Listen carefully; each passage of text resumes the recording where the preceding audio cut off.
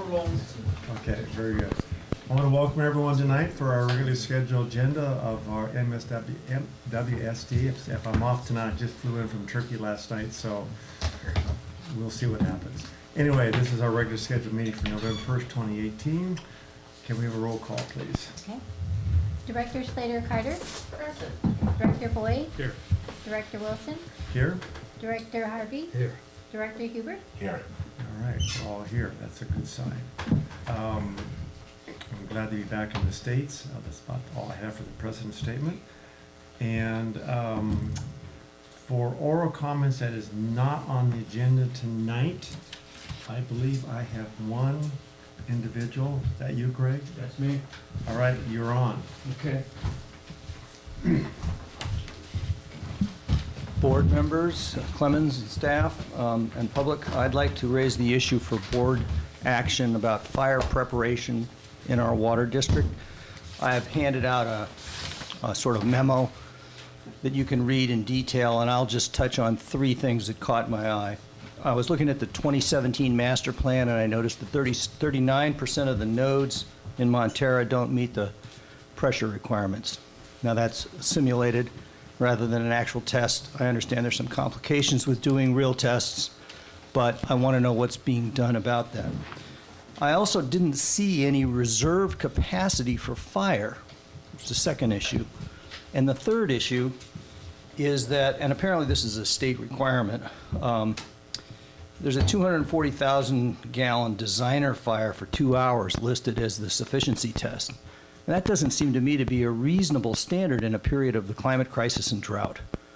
So I raise a number of points in this memo, and I would like the board to recommend that staff prepare a report addressing these issues and anything else they believe is necessarily attendant thereto to make sure that we actually have adequate preparation of reserves, water pressure, and so forth for the fire dangers that we face.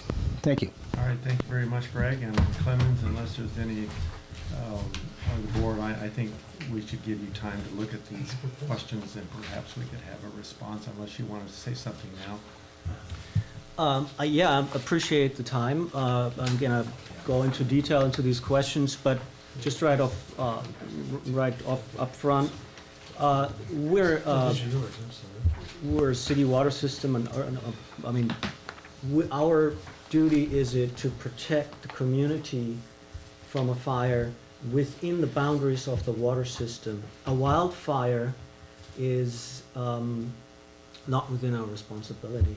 It is, CAL FIRE would use other equipment for wildfires than it is using for areas where there's an access to hydrants. Then just real briefly, there is a 2-hour requirement for fire flow. We have the capacity, and that is why we built additional tanks.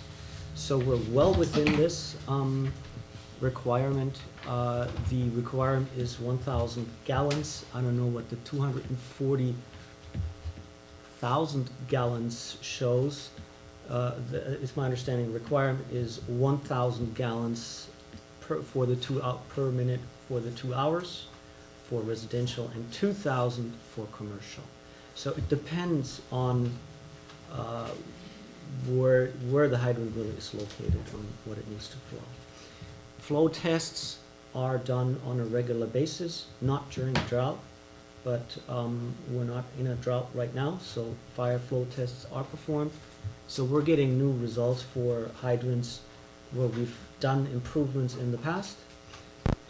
We continue to make improvements. That you're referring to a document from us that was from 2010, I understand? The master plan is 2017. 2017, okay, all right. We even, implemented improvements since 2017 that improve fire flow in certain areas. But in general, the situation is excellent. There is actually an ISO rating that the fire department, actually it's the state that implements an ISO rating. Your insurance is based on it. That is an assessment that's done every 10 years. It's my understanding that it was done this year.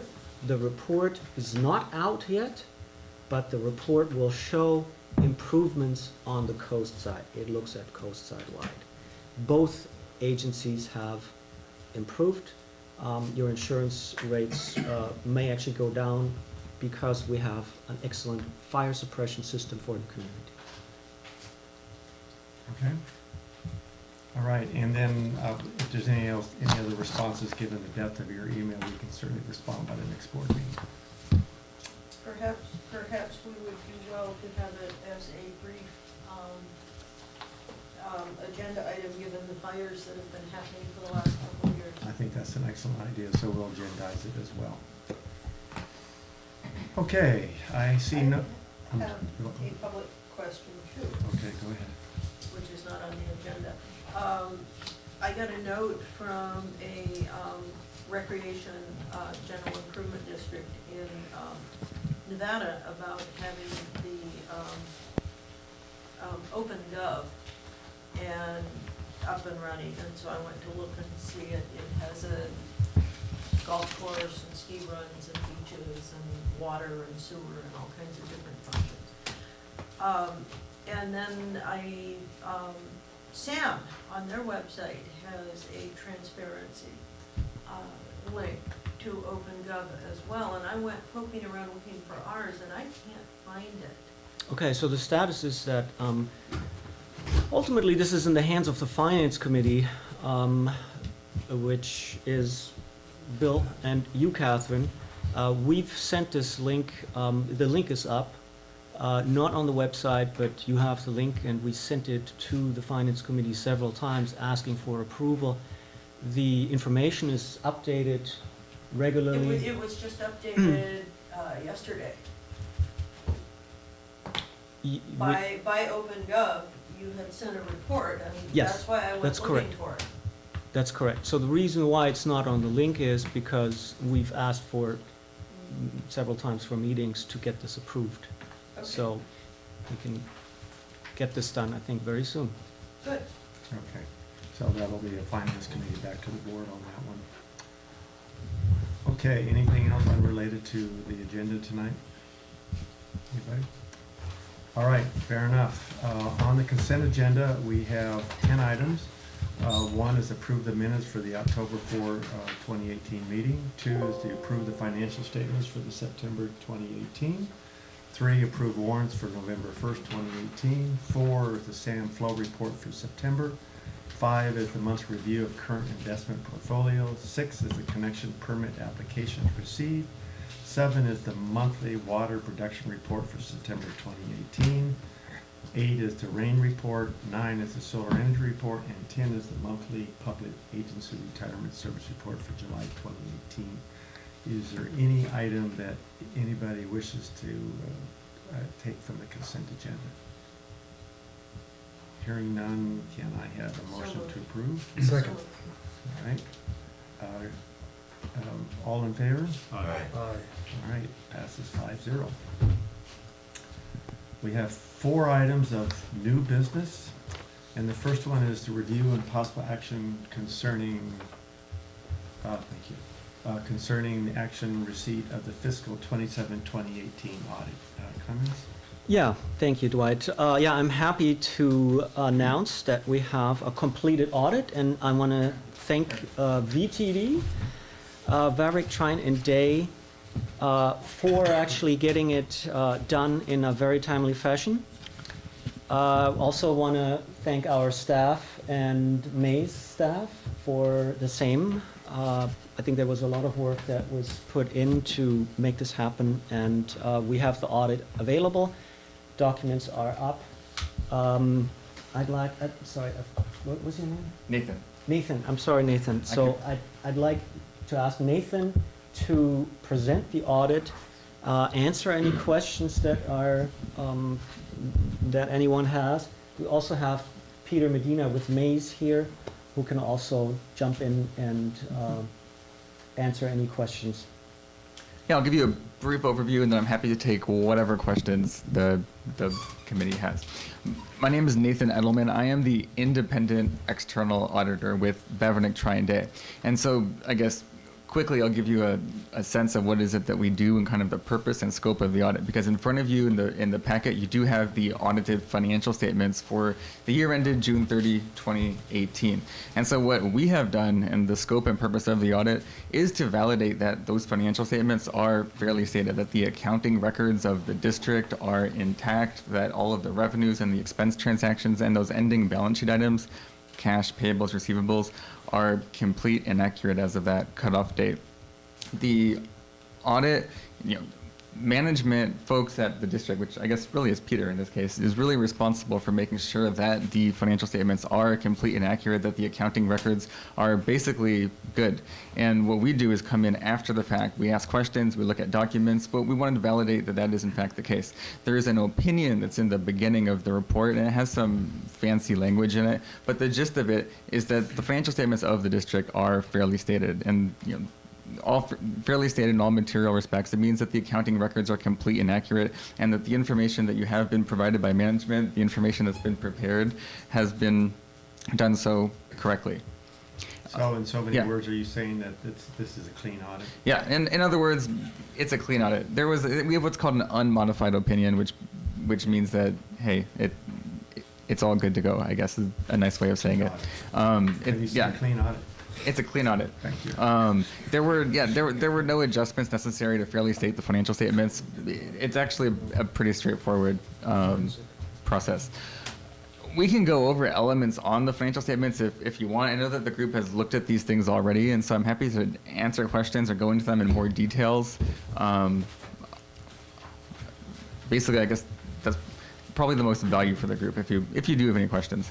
I guess maybe the question everyone wants to ask is, were there any concerns that were raised in the audit that should be brought to anyone's attention? Yeah, so if there were concerns, let's say we had concerns regarding internal control issues about, or we had concerns regarding elements presented on the financial statements, those would have been published in the back of the report. We would have had findings regarding internal control issues or whatever was necessary. And so there are no findings. It really is not just a clean opinion on the financial statements, but we look at internal controls to just understand if they're functioning as part of us going in and doing the audit. And in doing that, if we had issues about revenue collections or posting of cash to the general ledger, those would have been noted as findings in the report. So Okay. the quick answer is no. No. Okay. Peter, anything to add? Yes, quickly. Yeah. This year, AJ Mater used to be the district's head audit partner, and he's retired. So this time, Ahmad had a new, fresh set of eyes. So things were looked at a bit differently, which is a good thing. It keeps everybody on their toes, and some of the questions that we fielded were just ones that we hadn't fielded before. So because of that, it helped us. He said, understand more of the areas that in the past may have just been just taken at face value. They really delved into it at a very deep level, and I was very happy that it came out as clean as it did with the new faces that were present with the audit team. So it was a good process. Okay. I know in the nonprofit world that having a new fresh set of eyes every 3 to 5 years is best practices, so I'm glad to hear that we had that. Is there any questions from the board members about the audit? Clemens, the 8.65% increase in water is due to new connections? 8.65 increase in water? Percent increase in water revenue. In water revenue? Yeah. We didn't add 8% new connections, so there is simply annual differences in how much water we sell. We're coming out of a drought, and I think that's what we're seeing. Water sales are going up a little bit. It's nothing that we are concerned about. Okay. Revenue is good, Okay. and we have enough water. Okay. And part of the increase is also the fees collected on that, not connection fees, but the fees that are in line with various remodels and whatnot. Okay. Those are also up I quite a see. bit. Yeah, right. Good, okay. Okay. Do we need to do an action item on this? No, the Oh, recommend. I'm sorry, Bill, go ahead. On page 11, which is sort of the statement of the revenues, expenses, and changes in net position. Okay, it shows operating income. It shows that on the sewer side, we had an operating loss of about a little over $1 million, and on the water side, we had an operating loss of $500,000. Is that cause for concern, or is that just too simplistic an evaluation of it? Here. Okay, so it's not cause for concern. And that's nothing unusual with the district. The way that the statements are written, you have revenues and expenses from operations, but then right below that you have your non-operating, which is taxes. And so the district has taxes that are levied, parcel taxes, whatever, and those also go into operations. They go into funding, operating the district. And the result at the bottom of the statement, the the total net position at the end of the day, as a result of all of these things going up and down, is in fact a positive number.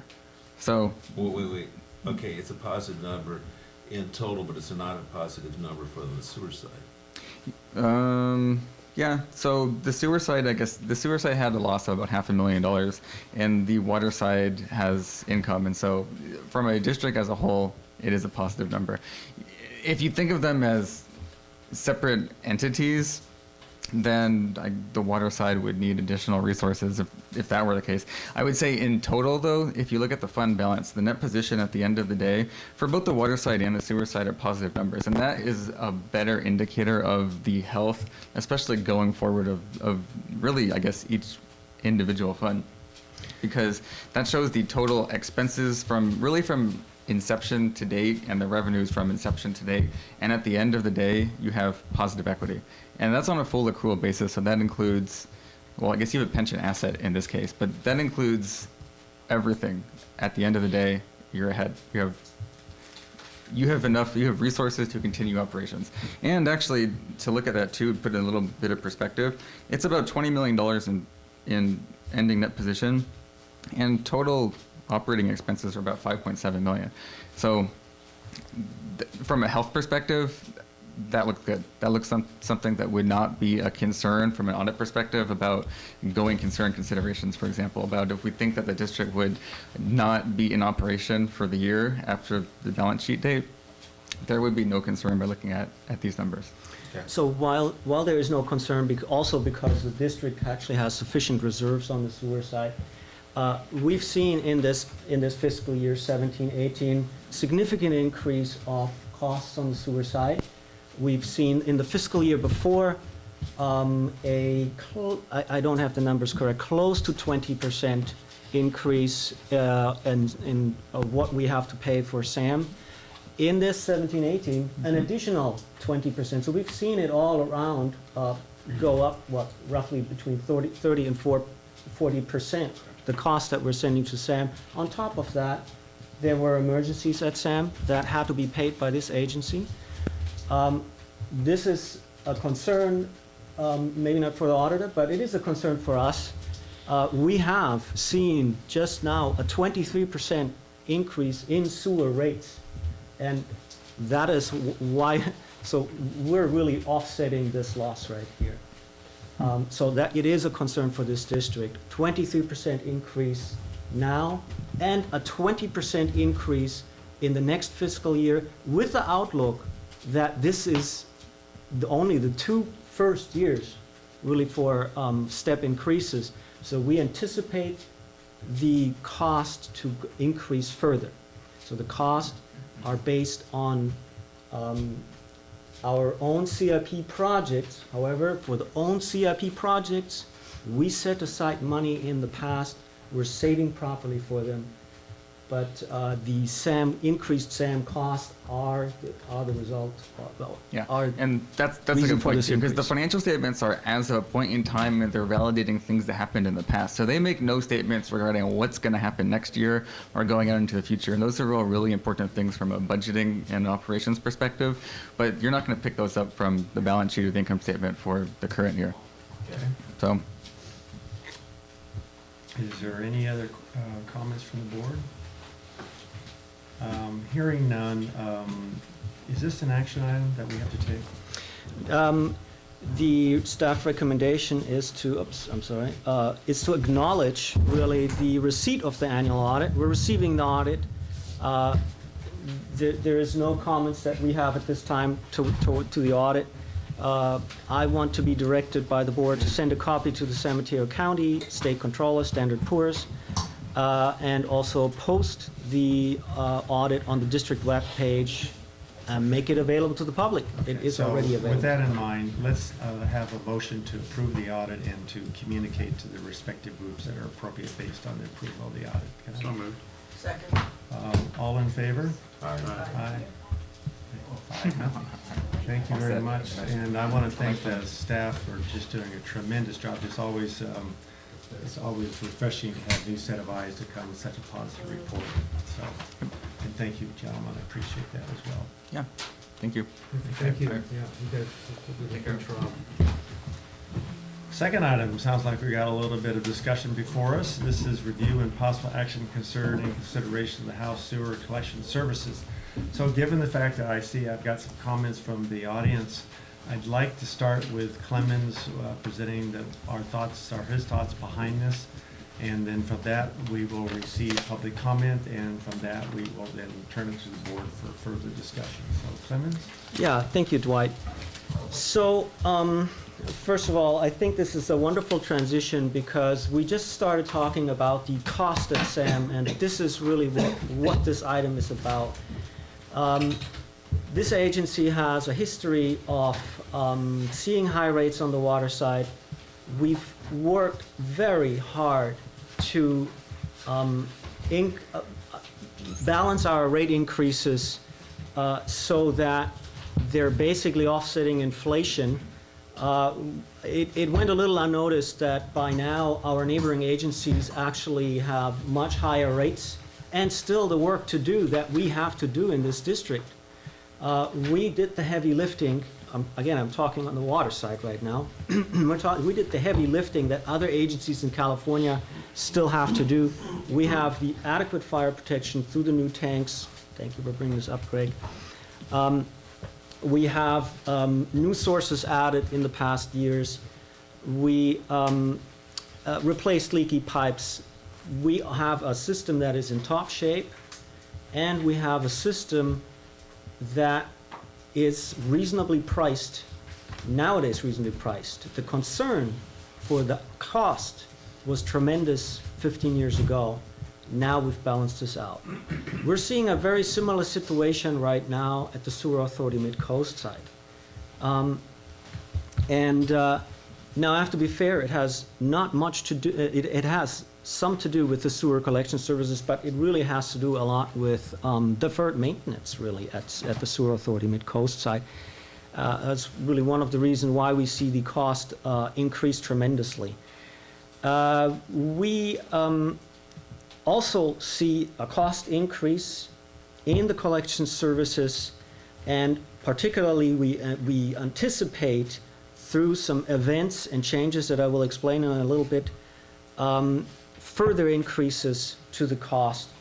So the real reason for us to bring this item up is the cost issue. The second is we want to start a transparent process of this.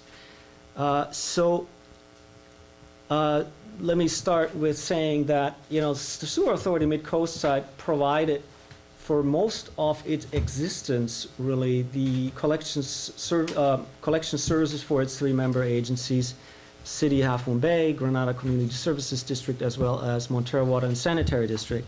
That's a maintenance agreement that's outside of the JPA, outside of the Joint Powers Agreement. This is really an agreement that we can have with anyone who can provide collection services. Now, there is not really an option out here on the coast side. SAM is the collections provider, or was in the past. Montara has, for example, outsourced cleaning services in the past, and outsourced a good 80–90% of collection services in past years. And those go back 13, 14 years ago, 15 years ago. before my time. That's why I'm not so sure about the exact year. So we started this process really in early 2015, looking at there was a different set of circumstances at the Sewer Authority Mid-Coast site, and we were very concerned about the cleaning services and other services that we received from SAM. And that is when this board started looking at bringing collection services in-house.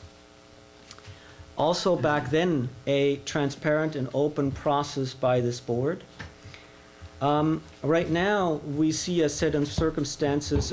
First of all, we saw significant changes at the Sewer Authority Mid-Coast site. That is the reason why we actually decided to observe the situation and understand how SAM is evolving. And so we believe that this is a good time to start looking at this one more time. So first of all, I want to make it clear that what we've seen at SAM over the past 3 years observing this, I want to be very clear that we've seen tremendous improvements in the scheduling, communication, the work quality of the Sewer Authority Mid-Coast site. So that was very satisfactory and is a plus and would be a point to keep actually collection services with SAM. But what we're seeing right now is really the cost of services are starting to increase. And I'm going to go into this. This has to do really with the agreements between the 3 member agencies. So the city of Half Moon Bay desired similar changes in service and decided to issue a request for proposal for the collection services to consider outsourcing the service to maintain and manage their collection system. So they've done this past year. And we actually asked to be part of this RFP process in the sense that we believe that it makes actually sense that all 3 coastal agencies receive the services from the same vendor provider. Of course, we were hoping that this would be SAM. However, SAM now responded to the request for proposal, and this was a real challenge for SAM how to do this, because the RFP was really designed for private parties. A private party has flexibility in how to provide the services and how to charge rates for this. A private party vendor can make a profit.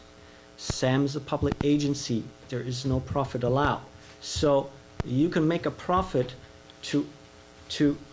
by selling more services in good times and offsetting the loss when you don't sell these services in bad times.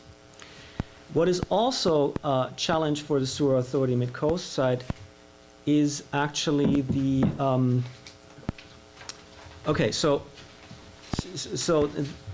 that's really so what's also a problem for SAM, what a private agency can do is lay off, furlough workers. SAM is a public agency. This is a complicated process. This is not something that SAM can do as easily as a private vendor, simply by saying, okay, we don't have to work right now. Don't come, you're not getting paid. On top of that, the collection system was, while it was outside the Joint Powers Agreement, it was a similar public agency approach of cost sharing, meaning on the treatment side, we see a total amount of cost that is divvied up between the member agencies based on ownership and flows. A similar approach was done in the past on the collection side through work hours. So work hours were recorded, and the collection services total was divvied up between the member agencies based on work hours. What this means is SAM has a fixed amount of cleaning staff, cleaning personnel, cleaning costs, and had this throughout the years with some changes to the amount of staffing that was determined at SAM. However, these costs were always divided between the member agency.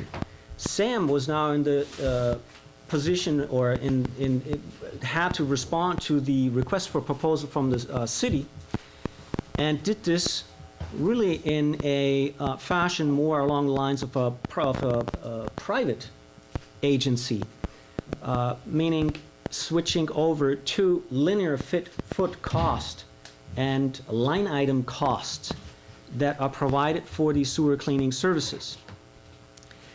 The way this process went was that first the idea was that SAM responded to provide 100% of the services.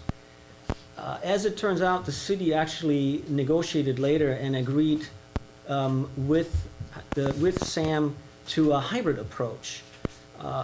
Right now, the Sewer Authority Mid-Coast side is providing a portion of the services, collection services for SAM.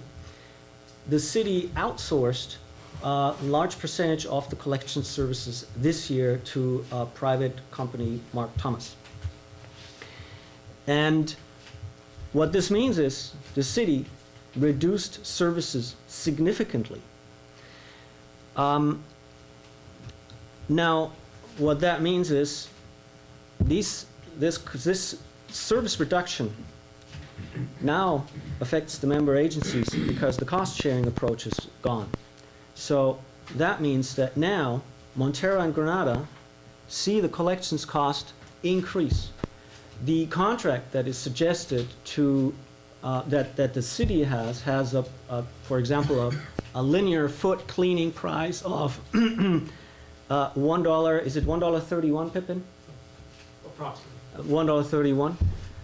While the contract that is suggested for Montara to cover the cost looks at the linear footage with the price of $2.30, around 30. What is it? So it is it is double. And so the contract, engaging into a contract with the city, with the Sewer Authority Mid-Coast side, means for Montara reducing services.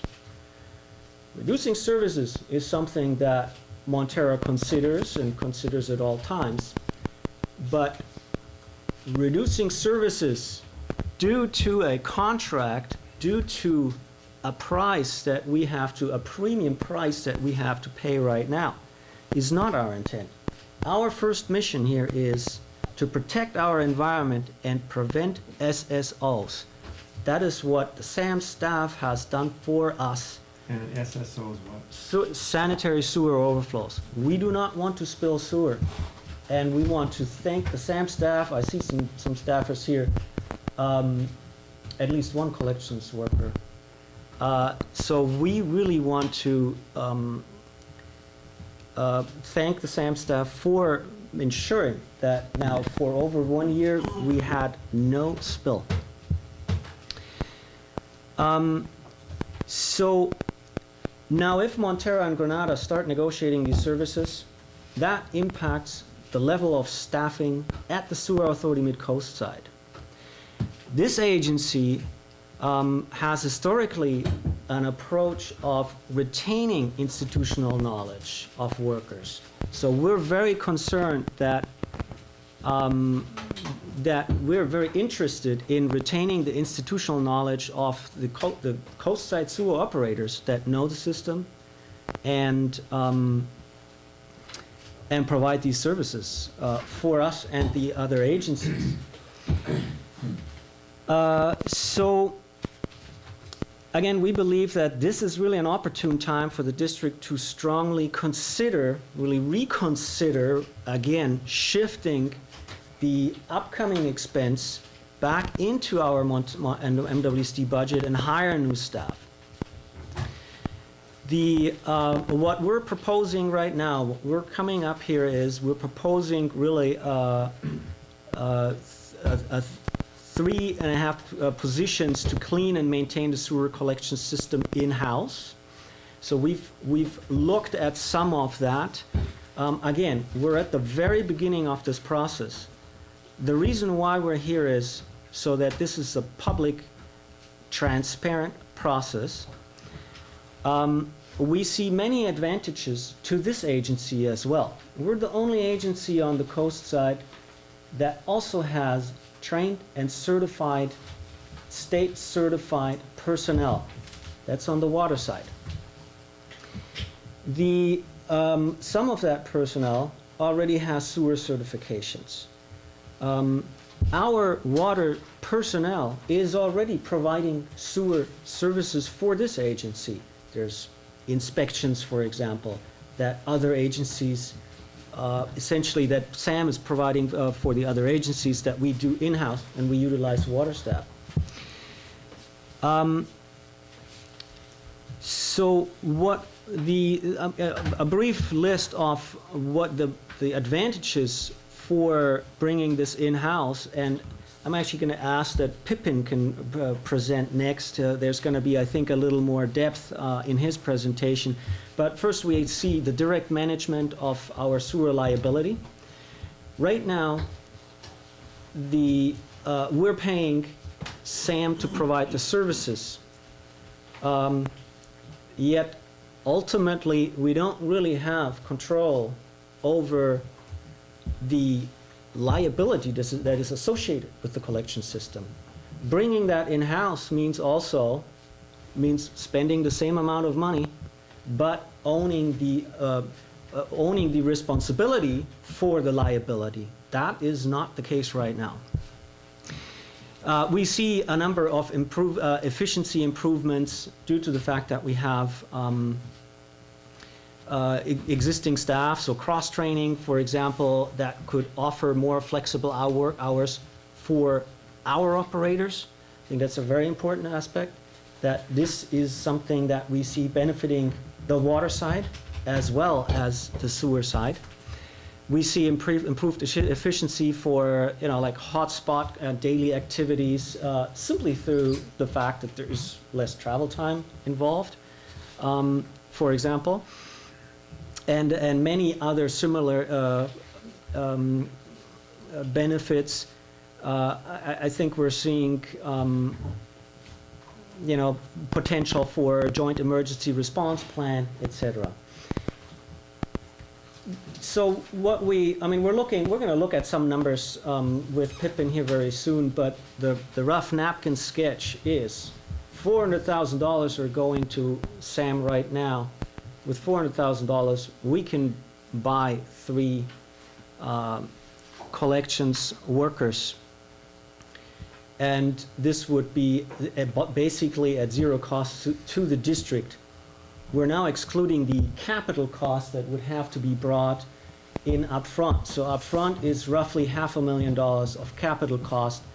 But we see that is something that depreciates over a number of years. So we want to look at that separately and aside from the $400,000 that we currently spend. What we haven't considered in this math really right now is that other coastside agencies have also the need for collections services. For example, emergency services need to be are provided by SAM right now. So there's a need for all 3 agencies that own collection system for emergency response, but also a need for the Sewer Authority Mid-Coast side for emergency responses. So we really have 4 agencies that are in need for cleaning and emergency responses.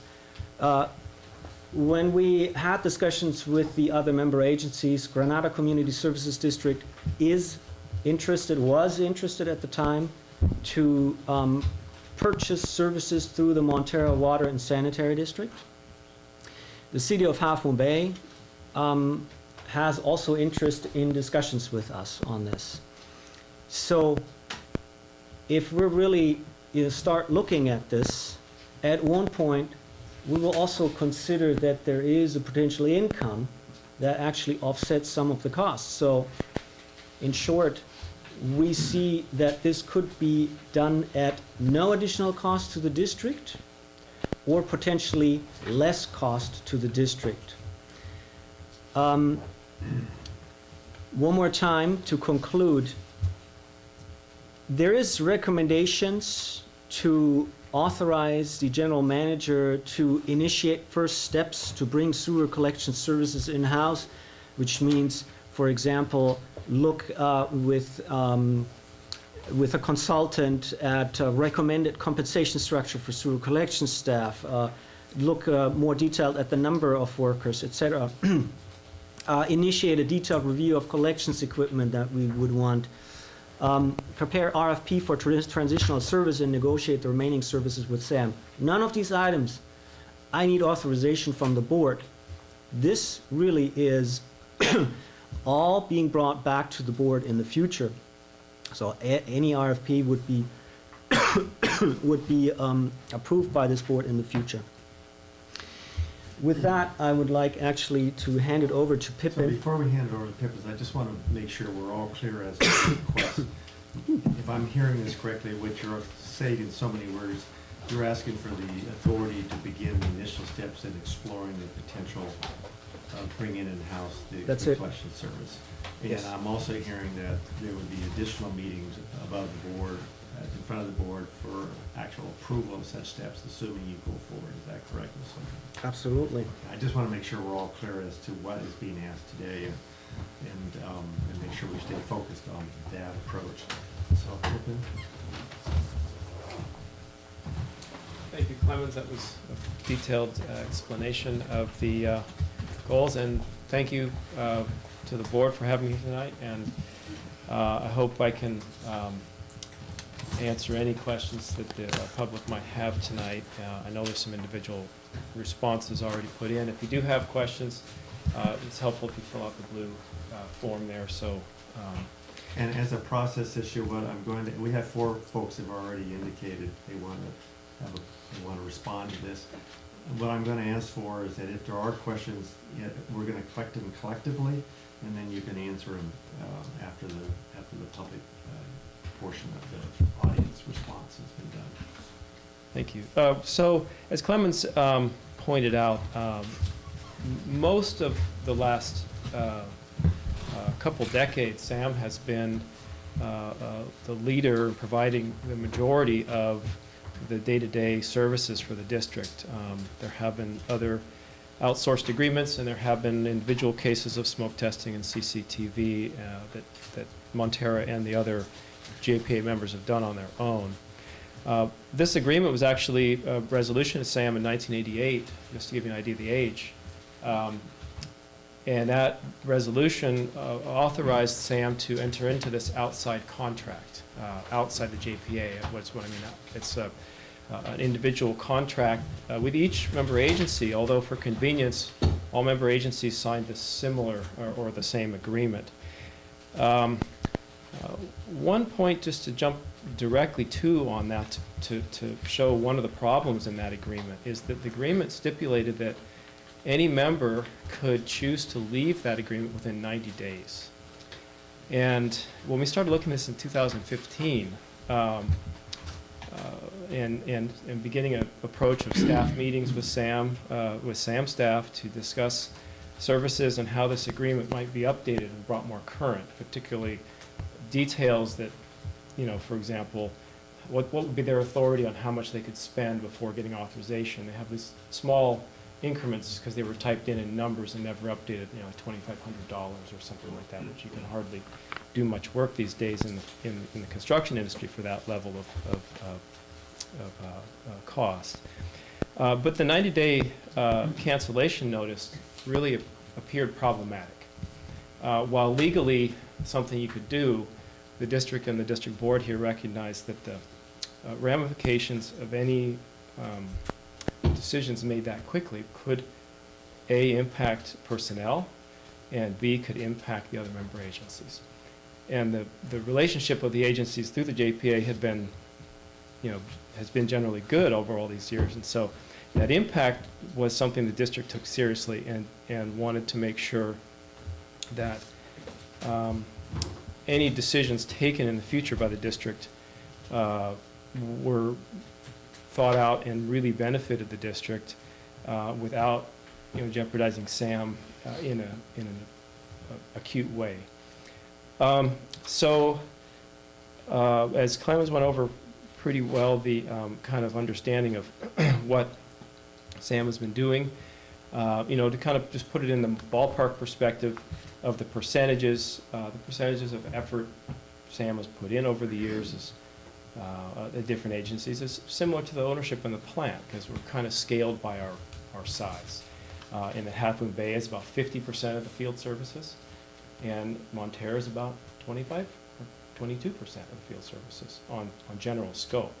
So we're definitely a smaller size. But we have some unique characteristics here in the district, which I think, even if you ask the SAM staff, has been challenging over the years. Montara has 25 miles of gravity sewers.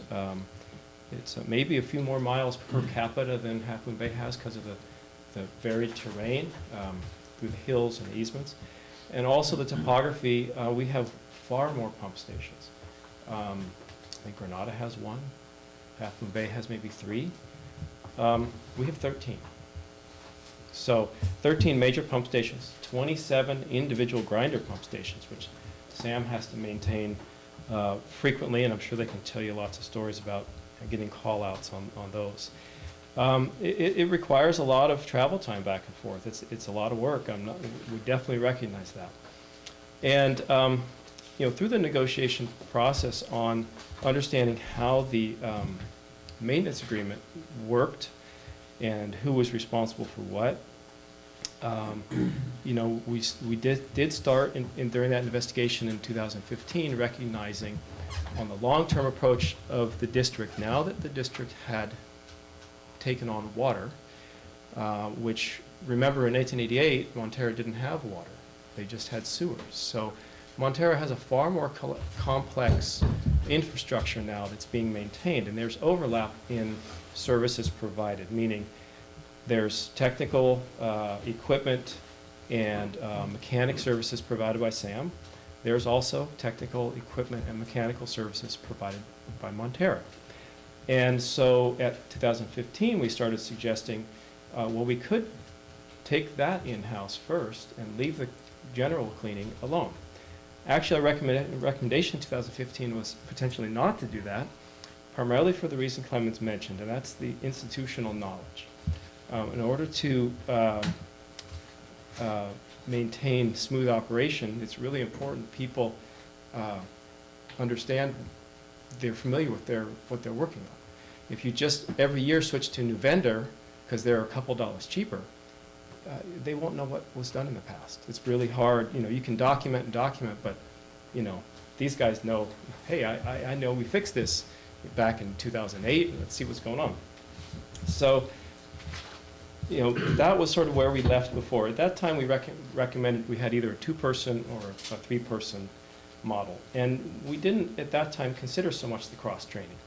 But when we started recognizing overlap, and in the last subsequent 3 years, as Clemens mentioned, the in-house staff has been providing more services in the sewer side, supplementing field inspections, being involved in the building permit process, and so forth. There has been more overlap. Project oversight. Project oversight here as well. We have our capital improvement projects have increased due to the money that's been set aside, and there has been active oversight this summer on those as well. This definitely is something that because, as I mentioned, both for the practicality of it and the risks involved, we would recommend that whatever transition takes place will probably have to take place over 3 years. You might be able to pull the trigger, do it in 1 year. Half Moon Bay tried. They're going to be more like on a 2.5 year program. So in the fairness of the 90 days, they did their RFP. They ended up providing or continuing with a contract with SAM for some of that work. Now they've given about a 9-month notice, saying, hey, you know, it's been an okay year, but we don't intend to renew our contract with SAM next year in July. So they've kind of, well beyond the 90 days, they've kind of gone out about 9 months ahead and said, you know, we think that we're going to have to continue to go in a different direction. And that results, as Clemens mentioned, you know, does impact the costs here. And we are seeing costs for service potentially increasing on certain line items as much as 80 or 90%, but on average about 33% increase over 3 years. As the current proposal that came from SAM Management pointed out, it was significantly unbalancing what used to be a fairly balanced cost of service, the $1.33 or $1.35 or whatever the halfway base currently paying, probably penciled out across the agencies. The current proposal for Montara for the next season was $2.16, to correct Clemens' number just slightly, and then increasing $2.45 and up to $2.55 over the next 3 years per linear foot, just to take that one line item, for example. And the increases in Granada were about half as much. So there was a disproportionate increase presented to Montara, which really changed the financial picture in the reality that if this is your only option and it's going to go up 33%, well, there might be another option. And that renewed the investigation by Clemens to look at how this would cost and what we'd want to do. Now, as he mentioned, there is upfront costs, capital costs. We have, Vector truck. Potentially, if we were to, have to buy our own here at the district. Rodding equipment, there's opportunity to buy other equipment that SAM currently doesn't have. Our own portable pumps or generators to site here. Our recent spill last year, we've had one spill in 2.5 years. But it was a significant spill, and part of the problem with that event was availability of equipment. The equipment wasn't here in the district, and the response time, while staff got here quickly, the SAM staff emergency response time got here quickly, the equipment to help solve the problem wasn't able to be gotten here quickly. And that ultimately ended up in a fine for the district, not to the fault of the SAM staff per se. They were out here, in the middle of the night responding to the sewer spill. But what it brought to light is that having equipment more closely situated, the specific equipment that meets your pump station need, and that's where our highest risk is of these 13 pump stations. Having it here, not having to trailer it. A couple years ago, we had a small spill during a storm on 5th Street. Electrical overload, brownout, one power leg went down. SAM was here, but their pump was busy helping another pump station for one of the member agencies. And when they wanted to get it here, they didn't have enough hose available. So those type of small details, having it here, having oversight, building an infrastructure with the team, and as Clemens pointed out, being able to cross-train both for educational purposes, knowledge of public health and water and sewer separation, as well as just more flexible hours for the workers is a significant benefit that I think will strengthen the existing staff. I put some discussion in here about labor costs.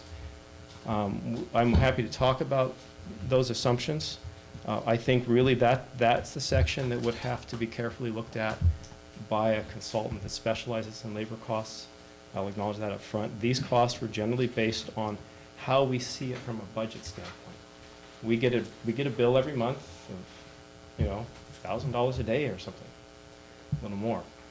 And that $1,000 a day is divided up to the amount of service we have, that's one way to look at it, or to the amount of hours the staff is in the district. And looking at those two factors was kind of how I approached these numbers.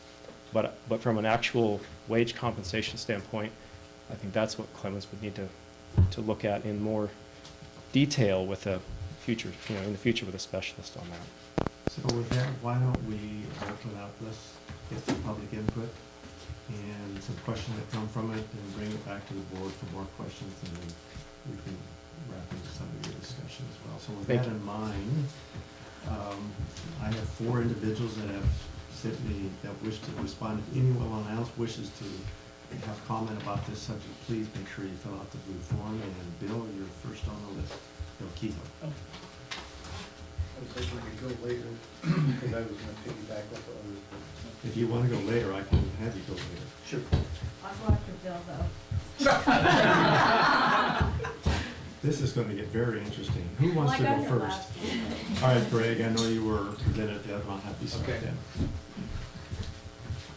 So Greg Diegas, Montara, and just to cause trouble, this very well may be a good decision. And if I were in Clemens' shoes, I would want to do the same thing. When I was in business, I wanted control of everything that could affect my operation. And I was willing to budget it out and take control of it, and I can understand there's a long list of stuff in there. I can also understand the strong benefits of having an experienced staff doing a job rather than a green staff. My problem is with the decision-making process, and it's not really a problem, it's just a hope, a recommendation, that you crisp this up a little bit. To begin with, I don't think that we should be authorizing first steps on a given path. I think the right way to word this is authorizing a review of the risks and financial implications of various alternatives for sewer collection, which is really what you've been studying all along, but it doesn't have the predisposition that we're going to go in this direction.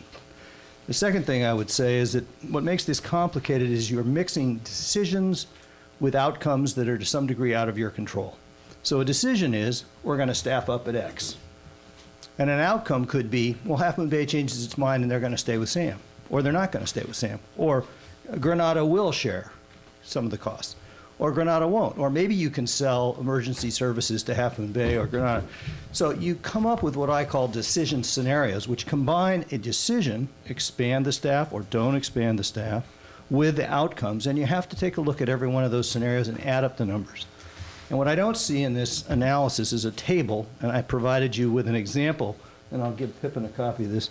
What I'd like to see is just a little summary of what decision combined with what outcome leads to what financial implications. And that leads to the third point. I'm a ratepayer, and I want to know what this is going to cost. Now, the first thing I want to know is, in addition to the approximately 100% increase in the sewer rate over 5 years that we're facing already, is this going to be more?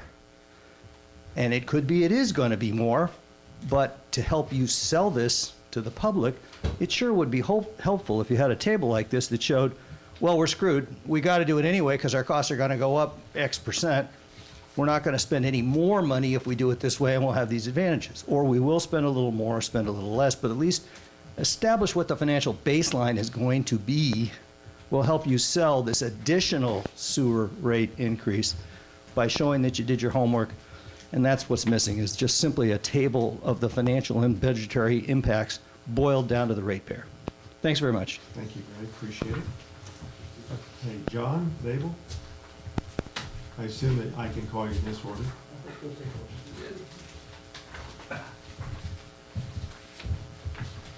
Good evening, everybody. My name is John Zabo. I am lead collection worker at Sewer Authority Mid-Coast.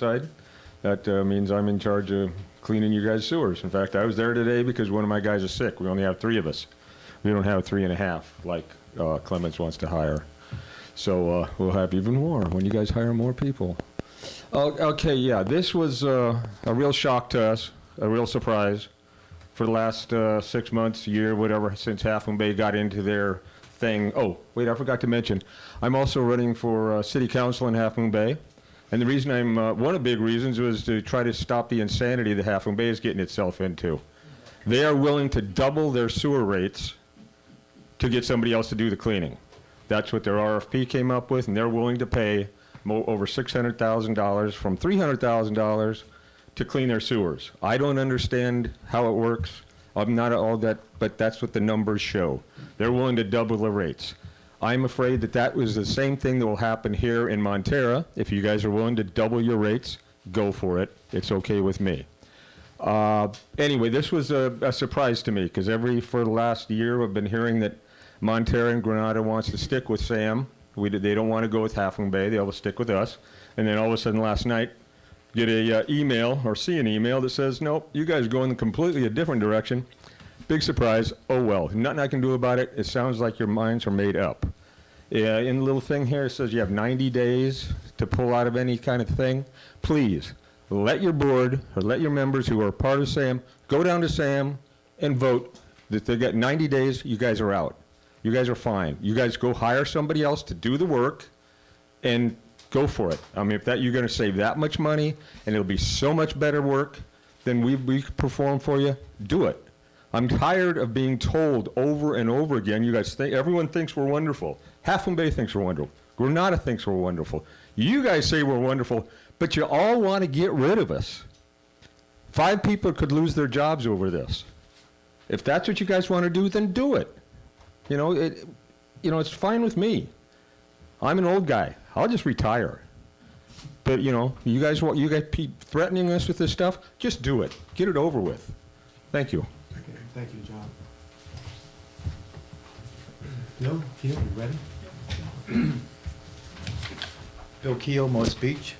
My first point I was going to talk about, well, first of all, I realize I don't know a whole lot about this. And in trying to go through the 22 megabyte file that was attached to your agenda today, because I just became aware of it today, was next to impossible. There's a lot of terms in there that, as a layperson, I don't know what the USA stands for. I didn't know till tonight what SSO stood for, just like you asked. We need a break as a ratepayer, and that's why I really like the way Greg presented that, is that a clear table, a decision tree, that if you do X, this is what you're paying now, and this is what it's going to cost in the future, but if you do X prime, which is slightly different, that will be the cost there. And it will get to be pretty complex as you go through each item analysis that you have to go through, but at the end of the day, that's what you're voting on, representing us, which will be the bottom line that we're going to pay.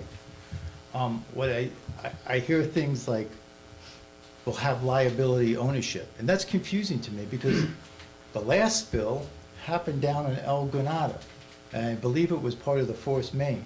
At some point, our sewer is going to have to go into the force main to get to the plant in Half Moon Bay. How does us having something up here doing cleaning take us out of any kind of liability from that down there? I don't see how that's going to happen, but maybe you guys can explain it to us, and not just to me, explain it to all the ratepayers. Another thing that was brought up was the cost, and I'm guessing, although it wasn't clearly stated, the reason it's going to be $2.50 up here and $1.30 in Half Moon Bay is because of the extra pump stations and the maintenance that has to go along with all those pump stations. But that's not, see, I'm making the wrong assumption, but I'm making the wrong assumption because I'll go back to what Greg said, and what I wanted to say is, there is no way to parse the data to come up with something that I can analyze. And I spent my whole life doing analytics for all sorts of software companies and other types of companies on very complex systems. I know it's not easy, I know it's very costly to do that, but at the end of the day, we don't know what it's going to end up being for any of us. Now, I thought this was actually going to do more. I'm fine with you doing a study. In fact, some of my other points were, if you do a study and you want to be transparent, then have general studies where you go through, maybe it's going to be a couple hours on a Saturday, and you go through all this and let anybody who's interested start to ask these little one-off questions, because there's a lot of stuff you're talking about here that most people don't know. But at the end of the day, if we understand what you're doing and we understand why those are the inherent costs, then that would be great. I think at one point, Clemens mentioned the idea of wanting to keep the institutional knowledge. Well, the only way you're going to keep the institutional knowledge is by hiring John and his crew, because they're the ones that have been doing it. Nobody else is going to have that knowledge. But, and it's not that I fully agree with that way of doing it or not. In this day and age of electronics and record keeping and the rest of it, I think institutional knowledge is a little overrated. I think that if you do have good management and good documentation, you can do a lot. I did very complex software systems. I didn't have to stay there. That gets passed on and other people do it when it's being activated in the field. So I see kind of a lot of waving of hands, no clear definitions with costs attached and risks. Not only costs, but the risk. I want to know, I think at one point you threw out, well, we're going to save $400,000 and that will more than cover, you know, the salaries of the 3 employees. Just doing a quick, you know, math in my head from all the people I managed, that doesn't sound like a fully loaded employee unless you're paying them $60,000 a year, that you could get it in under $400,000. So don't wave your hands, put it in black and white, in print, have an open meeting or a few open meetings, because this is very complex. I don't think we'd get it done in one meeting, where people can come after reading the documents and studying and have really intelligent questions that will serve as good feedback to the board to help you make the right decision for the ratepayers. So the fact that it's the beginning of a process, great, but I need data. We need data. Thank you. Thank you. And Sid? Excuse me, sorry. I'm sorry, I have a bunch of notes here, so I'm gonna try to ask things in some sort of logical fashion. Carlisle Ann Young, Moss Beach. I live out in Seal Cove. So a few of the questions might actually be a Clemens question. I hope you guys don't mind just bouncing back and forth. First of all, what is a hot spot, and please give an example. You mentioned them, but I'm a novice, so maybe people watching on the video will also wonder what those are. Okay, I can briefly answer that. Can I make a recommendation? Why don't we get the questions all collectively and then? Who's writing them down then, Tracy? I am. Okay, Yeah, you are. Tracy. All right, well, that was one of the questions. And the other question, which I thought of before this gentleman here stood up, and that is, if we decide to hire our own staff for this sort of cleaning operation, will that cause layoffs at SAM? Or is it the intention of MWSD that we will hire them away because of their institutional knowledge? Because I would feel better about it. Not that I'm pro or con at this moment, but I hate the thought of people losing their jobs. But I also have kind of very loosely been following the SAM fiasco with Half Moon Bay, and I know it's all secret and under litigation, but it just seems like there's been an ongoing non-cooperative attitude for years, and I don't mean just recently. So that's one reason why I could kind of speculate having an in-house. But anyway, this question doesn't relate to item 3, but if you could write it down and answer it. I've seen construction trucks coming and going out of this driveway over here at MWSD Lighthouse intersection. I just wondered if anybody could tell me what's going on there. That, you know. And also, I kind of agree with Greg that we should delay the taking any action until the newly elected board is seated. Now, going through Clemens' letter first. The Half Moon Bay service reduction on page 1, did they actually reduce their service or just divert it to a different source of, you know, somebody providing that service? It doesn't sound like they decided not to have their sewer lines cleaned. It just sounds like they decided not to let Sam do it. But it wasn't specific in this letter that you put out. And they did say that they were going to transition away from Sam's collection services by July, and they're not inclined to renew the contract. So my question is, why not? You're talking about Half Moon Bay. Yeah, I just wondered. There must be a reason why not. It might be. Just want to clarify the question. Oh, yeah, and maybe it's a control issue, or maybe it's financial. But as a ratepayer, I'd like to know why they've decided to do that specifically. Maybe you can't say because of the lawsuit. Let's see, and then on page 2, you mentioned that the accounting on utilized surplus labor, because Sam's not a private vendor, they're not allowed to generate a profit, so that has limited ability to change staffing levels or to furlough positions. So I'm a read between the lines gal, and to me that means there's, you know, we get to pay for a lot of sit-around time. But maybe I'm just you know, projecting that.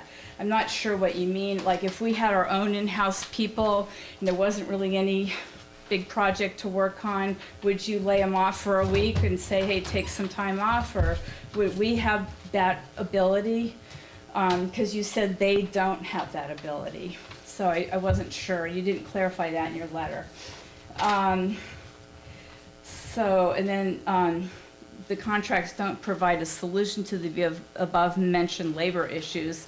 So, but you did say that we're interested in retaining institutional knowledge, and I agree. I think that's very important, especially in places like Seal Cove where I live. I just, again, wanted to know why Half Moon Bay decided to go with a limited scope of services. To me, I kind of read that as control factor, but it could be a financial factor. I'd like you to answer that.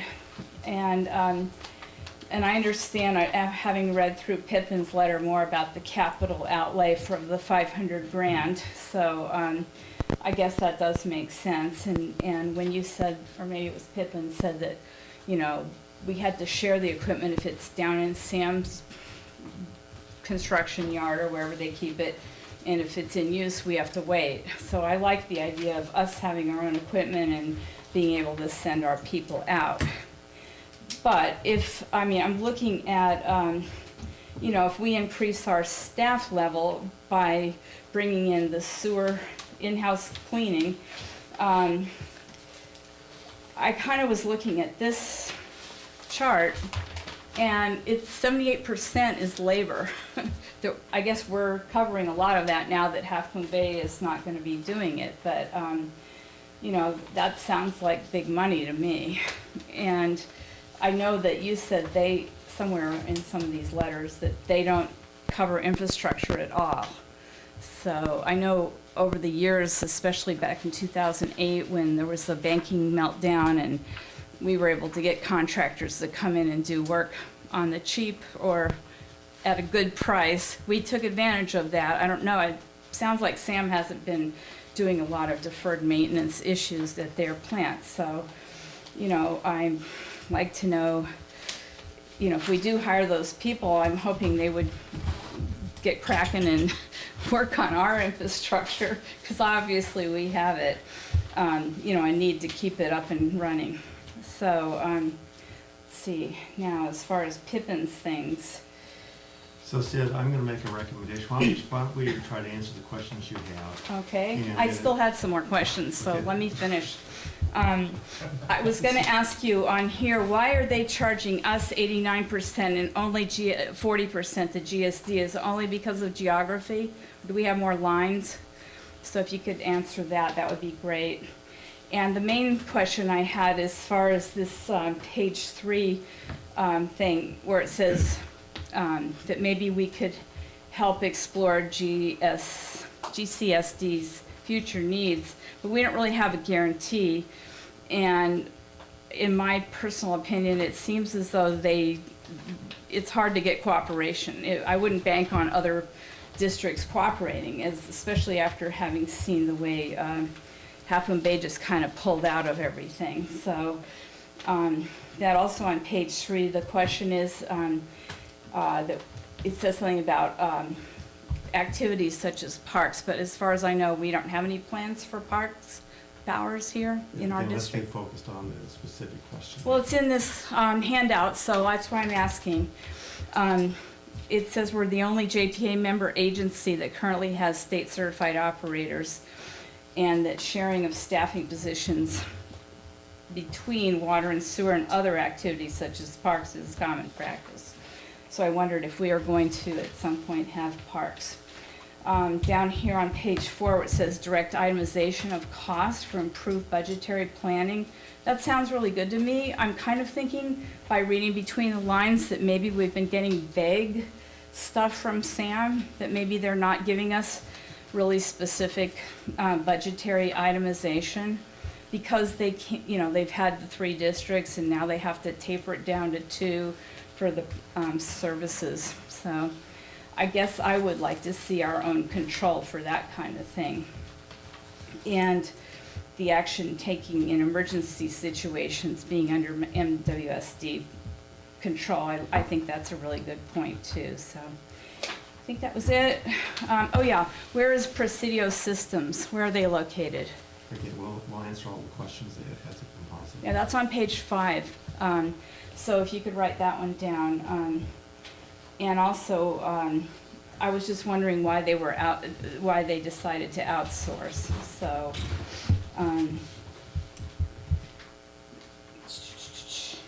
we're done there on that page. That was it. Thank Okay. you. Sorry I was a little iffy on some of these things.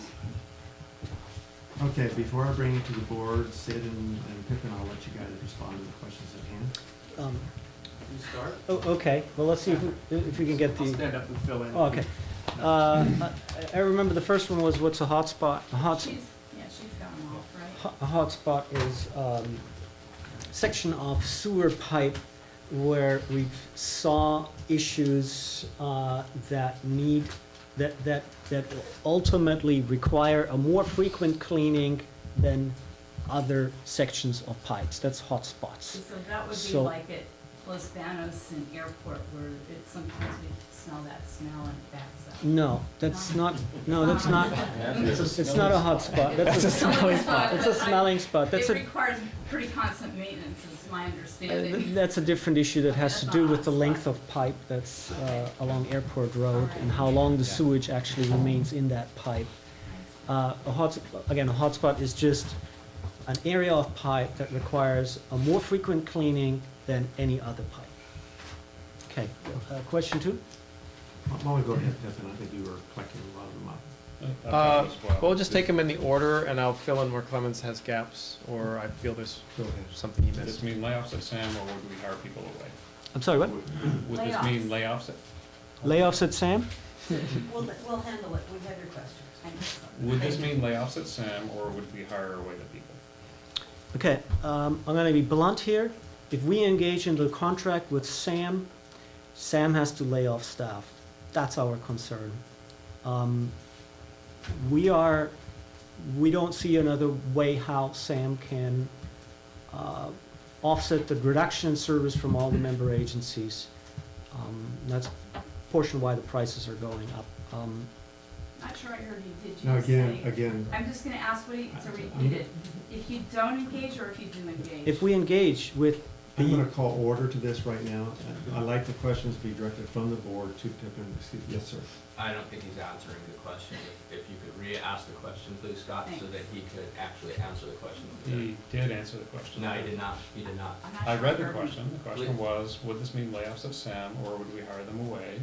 And, And and I sit on the SAM board, and already, because Half Moon Bay is doing what they're doing, we're gonna see a significant reduction in the funding available to the cleaning operation. And it doesn't take an accounting genius to understand that less money means, since the staffing is such a significant portion of this, and there are fewer lines, feet of lines to clean, and fewer pumps to maintain, there's not gonna be a need for the level of service that SAM is currently staffed for. So regardless of what Montara does, I think it's entirely likely that there's gonna be a layoff at SAM. To what degree, I don't know, and I know that our general manager there is working very hard to try to figure out ways to utilize staff to fill across into the treatment function.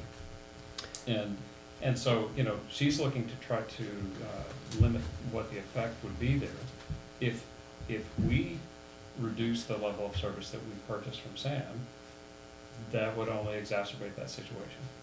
But what we're seeing, and I'm just gonna inject my view on this, having been through quite a lot of dealing with, trying to persuade everybody to stay in the game, with Half Moon Bay pulling out, it changes the efficiency of the scale of everybody working together. And what we're doing now is asking the question is, how do we spend Montara and Mott's Beach ratepayers' money most efficiently?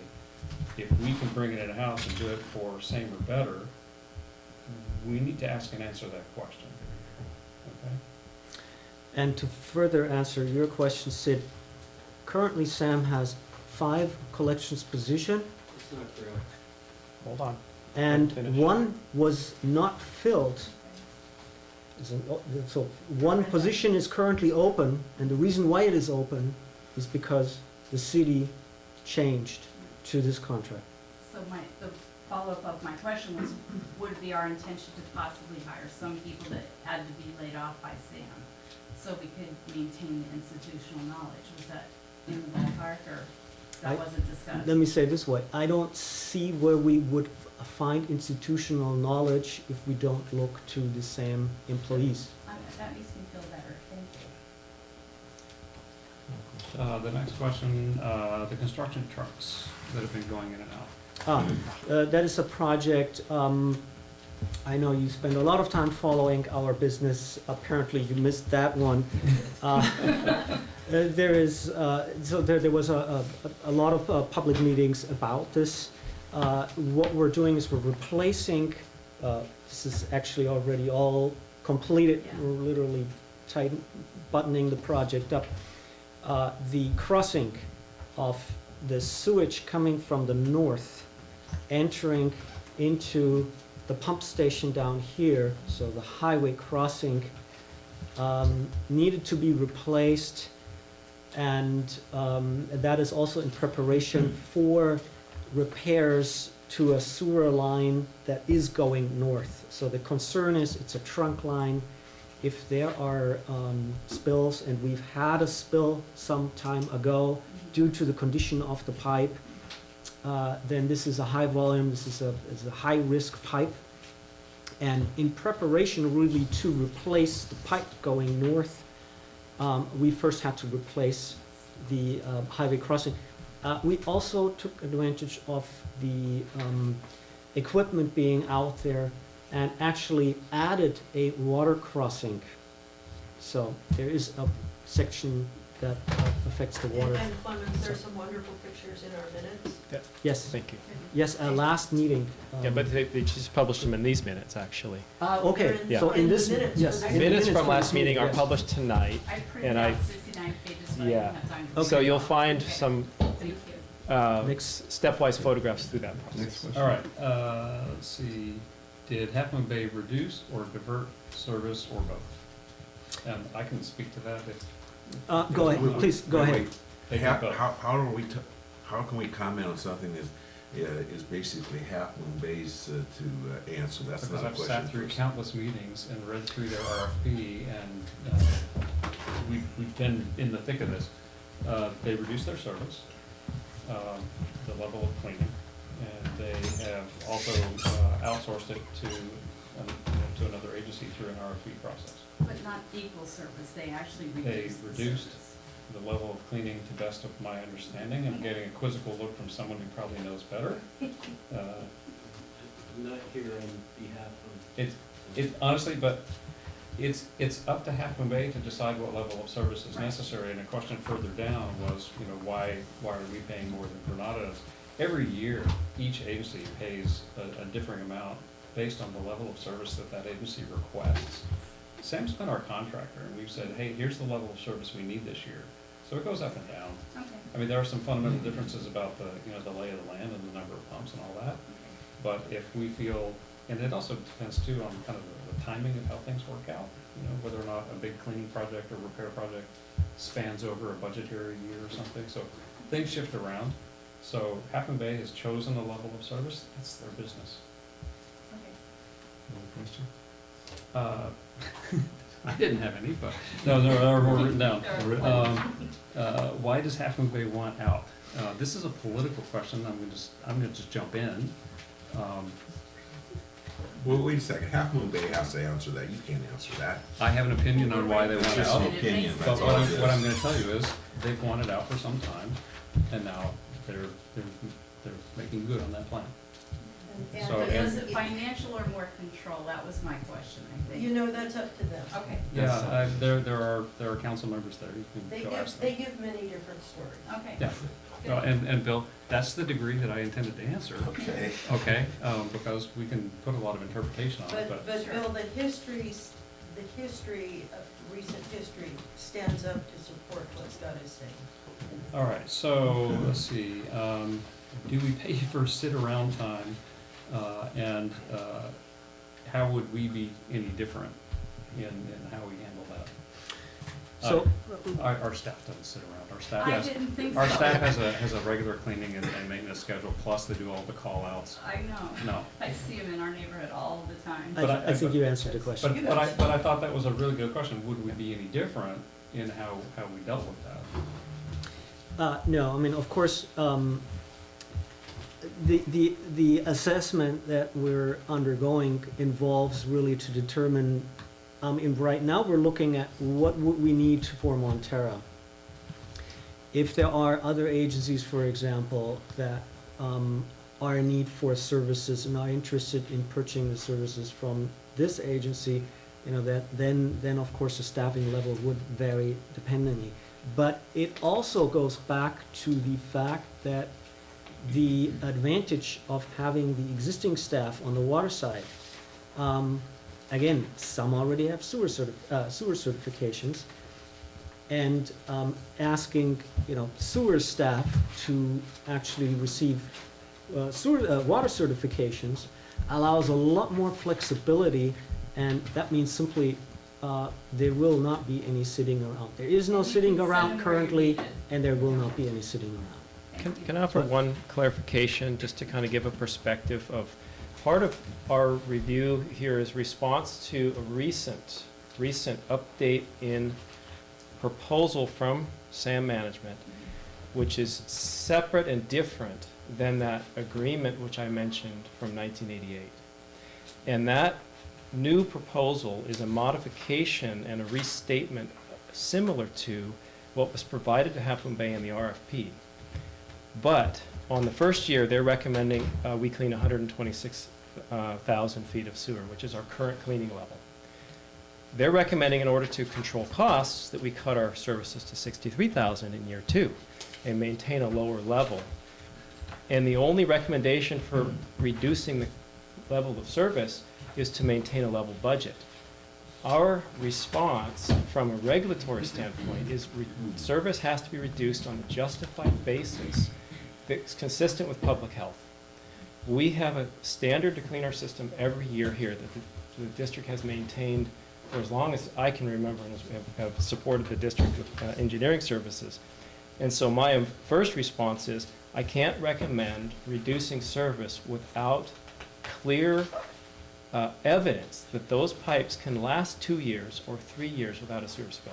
We don't have that evidence in hand now.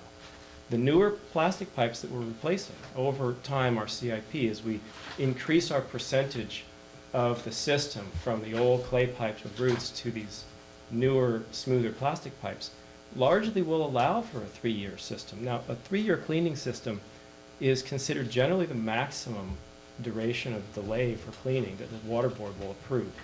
Some districts have gotten by with 5 years on certain pipes. Very few. 3 years is kind of considered the gold standard for a new system. And the reason you can't just leave pipes alone is there's things like grease, low flow toilets have Swiffers, kids flush Legos. All these things have impacts and collect in various spots in the system, because not every piece of the system is perfectly efficient. And you might have collections in a manhole where debris piles up, and then you have a sewer spill. So it's, you know, these guys are always calling me, you know, we got roots, or a plumber pushed roots down, you know, and then that chunk of roots is now the district's problem. So we need more careful oversight. So I just want to point out, one of our big drivers here was this recently, not even reviewed yet by the district, it's only was submitted just, what, 10 days ago? Clemens, the current? A little longer ago, yes. Or 2 weeks ago? To drastically cut our service by half without an explanation of the risks associated with that reduction in service. So I just want to point out that that is a major decision point that the district's looking at here, is a risk with the state. Who's reducing what by half? SAM Management has recommended reducing our cleaning services by half in order to maintain our budget. And that's comes without out documentation to which lines would be reduced in service, what that frequency would be, what evidence has been gained over the past reports to justify that the pipe doesn't need cleaning that often. And that change has come, recommendations come without that backup. So how often would our system be cleaned? Our recommendation is to maintain the current level of service, such as once per year, Once per year. and then hotspots in addition 2 or 3 times, maybe even once a quarter for some of the really critical ones. Well, that ties into my question, where it's our turn to ask questions. Okay. Any other? Were there more on Well, your list, Scott? There's a few more. Try to jot this down. There was a question about parks. I think that was just a recitation of what's So- different about us. I mean, we currently don't have parks powers. There is an option that the district pursues this in the future. This is something that was asked for by the public and is in our strategic plan. So this could become, we could become a community services district with parks powers, or remain a water district with parks powers, any of those. There was a question about where is Presidio Systems. It's in Livermore. And Bill had a question about liability ownership and what that meant. And I'm happy to jump in unless you want that one. Okay, I'm gonna give it a first stab. How about that? Ultimately, right now, and this goes back to actually a question someone had about a sewer spill down a sandpipe versus, Pippin was actually referring to a spill that was within our collection system, it was a spill at the Canoff station. So, right now, Sam is providing the collections services. Any spills are Montara's liability. So we don't have the SAM collection system under control. Goes a little bit into that, what actually I heard from Greg about, the local control aspect. So we don't have really control over the level of training of the SAM employees, the scheduling, the equipment, et cetera, et cetera. And having that. They're on call district-wide, basically. Yes.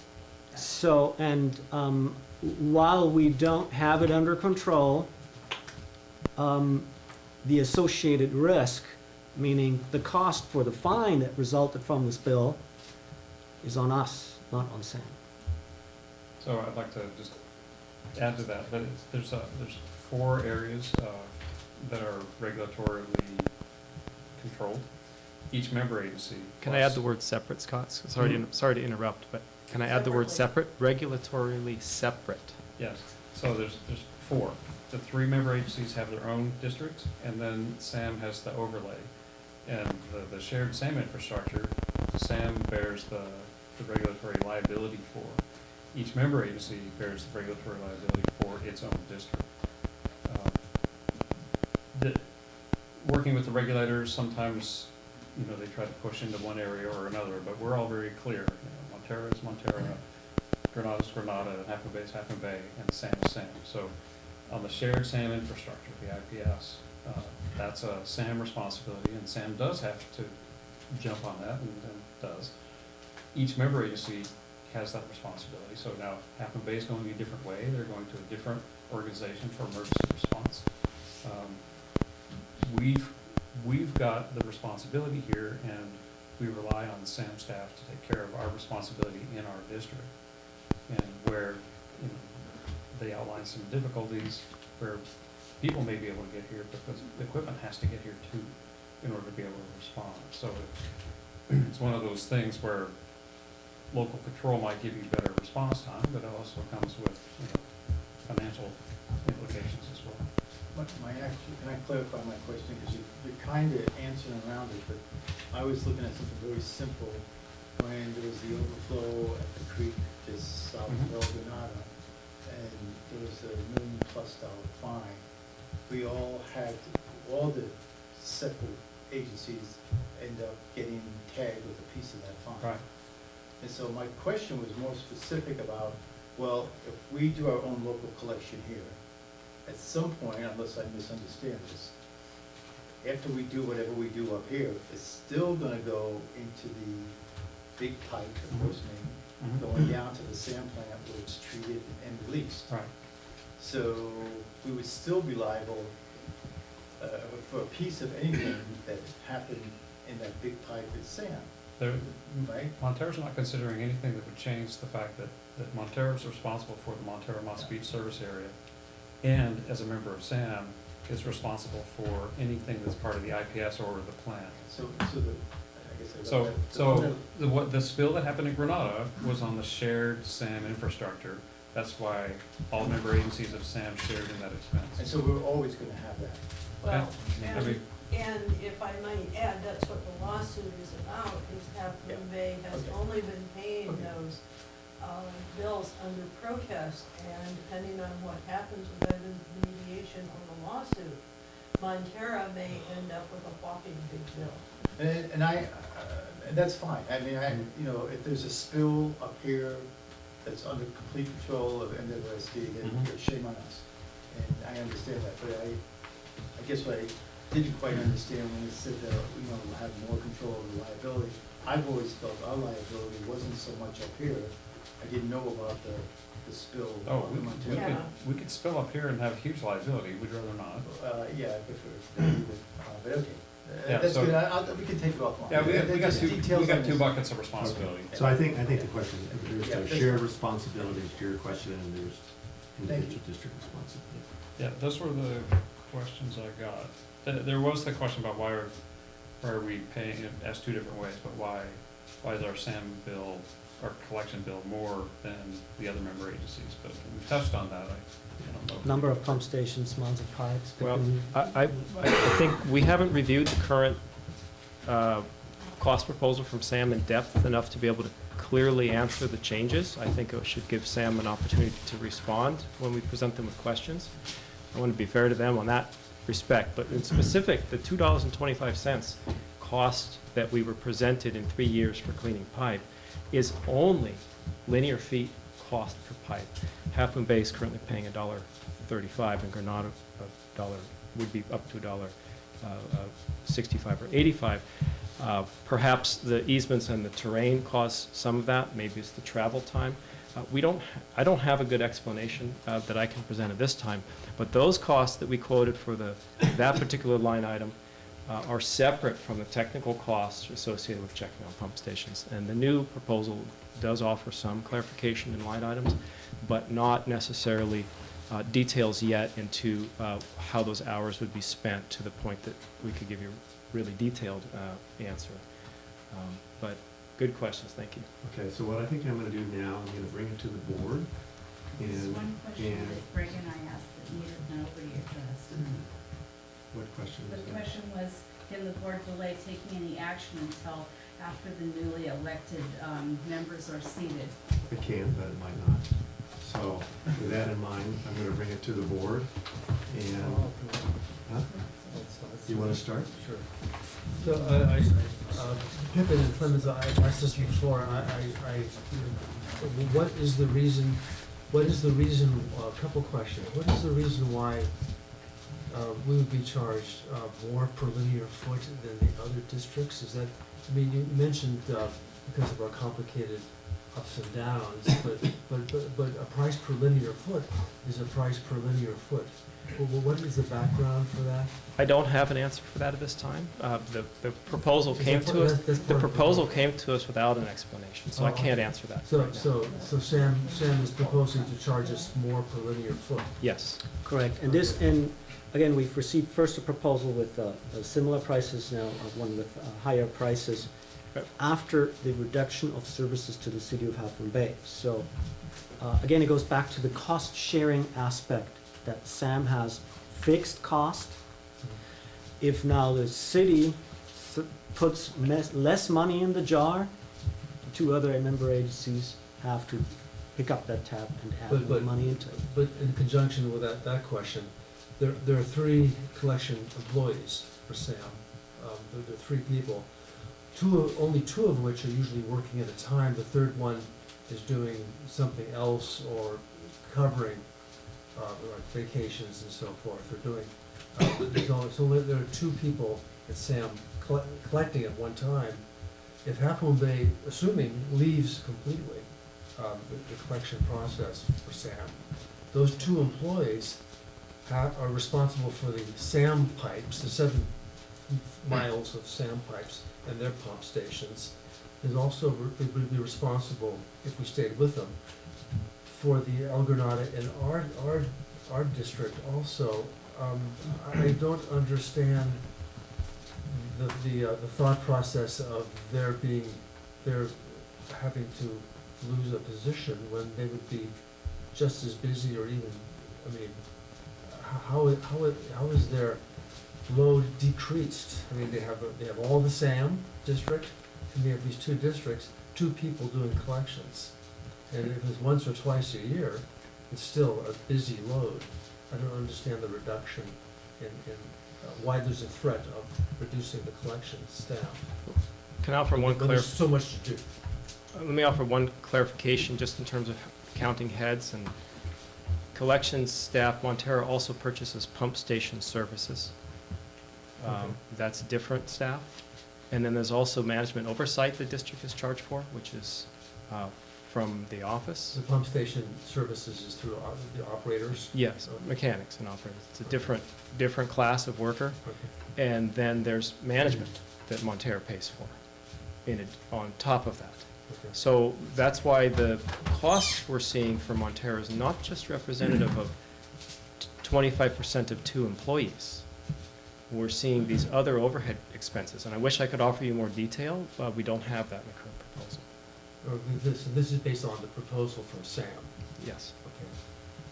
And then, the other question I have is the lawsuit. The lawsuit is in, we're dealing with the lawsuits, and we're doing,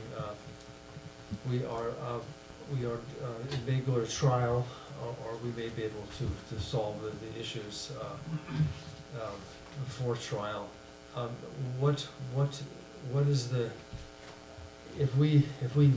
how does the lawsuit affect our proposals and our status with SAM, or if we did the collections ourselves? If we lose the lawsuit, then we'll have to pay we'll have an increase in sewer costs, because we'll have to pay for all of, our half of the pipeline.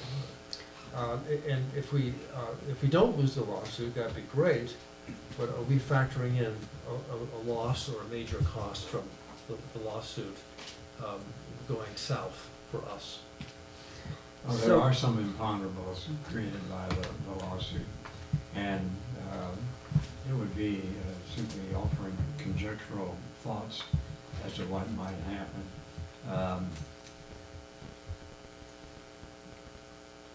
Elements of the collection system are involved in the lawsuit, let's put it that way. The sole issue set out by the pleadings relates to the responsibility for the intertie pipe system. But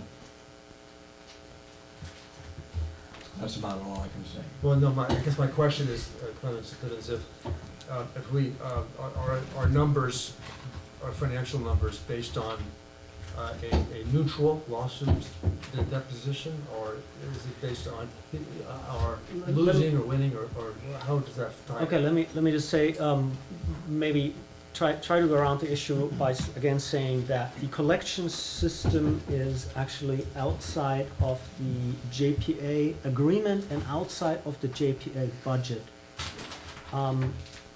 So if Montara has to pick up the cost for the pipe that SAM owns and SAM maintains, the intertie pipeline system, is in the general budget. It is not in the collection system budget. But I'm asking, how would that affect our collection budget? So the numbers that we're looking at with the collection system wouldn't be affected by the lawsuit. I read the estimates exclusive of, not taking into consideration the lawsuit, which is appropriate. There were basically two separate budgets, and to your point, Jim, it might impact the financial well-being of the district, but that's independent of the discussion at hand, which is the work that's being done on the pipes, our pipes, not the GPA. Well, the budgets are connected, so Yes. that was. But they're essentially different subjects, even though there's a financial ramification to the lawsuit. Any other questions? That's it, for now. Bill? Yeah, the IPS, okay, currently, Sam takes care of maintaining the IPS and any cleaning and collection services related to that, correct? Correct.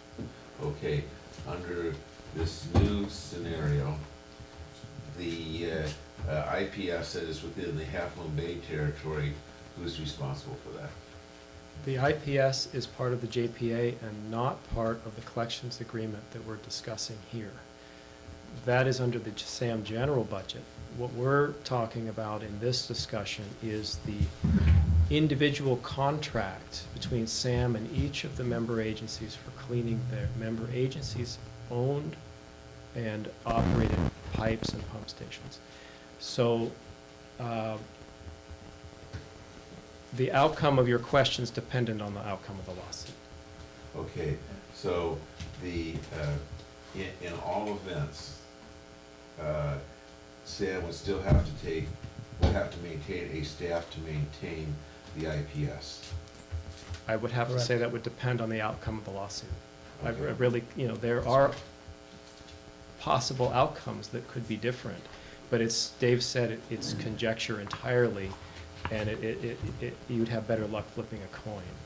Okay. So, but your point is to not answer your question, to assume that the status quo is maintained. Yeah.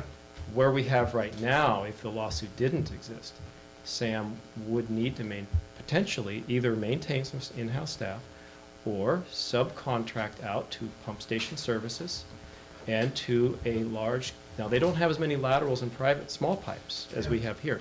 They could outsource to Presidio Systems once a year, for example. Okay. I'm not saying I don't know what's the right decision for them. We're not the same manager. This report really looks at what benefits. This thought process starts from the cost going up, the recommended services going down, coming from SAM, and whether Montara wants to try to maintain existing service through a different means. And but with the very specific explanation, asterisk there, which has been over the last 3 years, to John's specific point with his statement, the district is concerned about the effects on the other member agencies.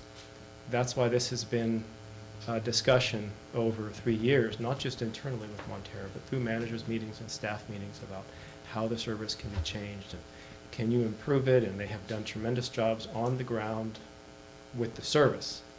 This is coming from a contract perspective of cost versus risk management for the district, and that approach, having increased local control, has the potential to keep the Montara, looking at that all by itself, in a better position with the state regulators than outsourcing to all of the service. Okay, then the, sort of the next part is that the collections are separate from the JPA. Okay, but the collections are funded by the member agencies. Okay, that includes the vac trucks, the tools and so forth, right? So then, why would we have to buy new trucks if we have partial ownership to the existing trucks? So there is, we're not at the point of really understanding, I think, what Sam's position on this is. Mm-hmm. But again, I think the, so Sam, right now, we have to assume that Sam has a need to clean pipes. Yeah. What happens with the equipment at SAM is a discussion that I think we will have to have in the future. If Montara chooses to go down this path.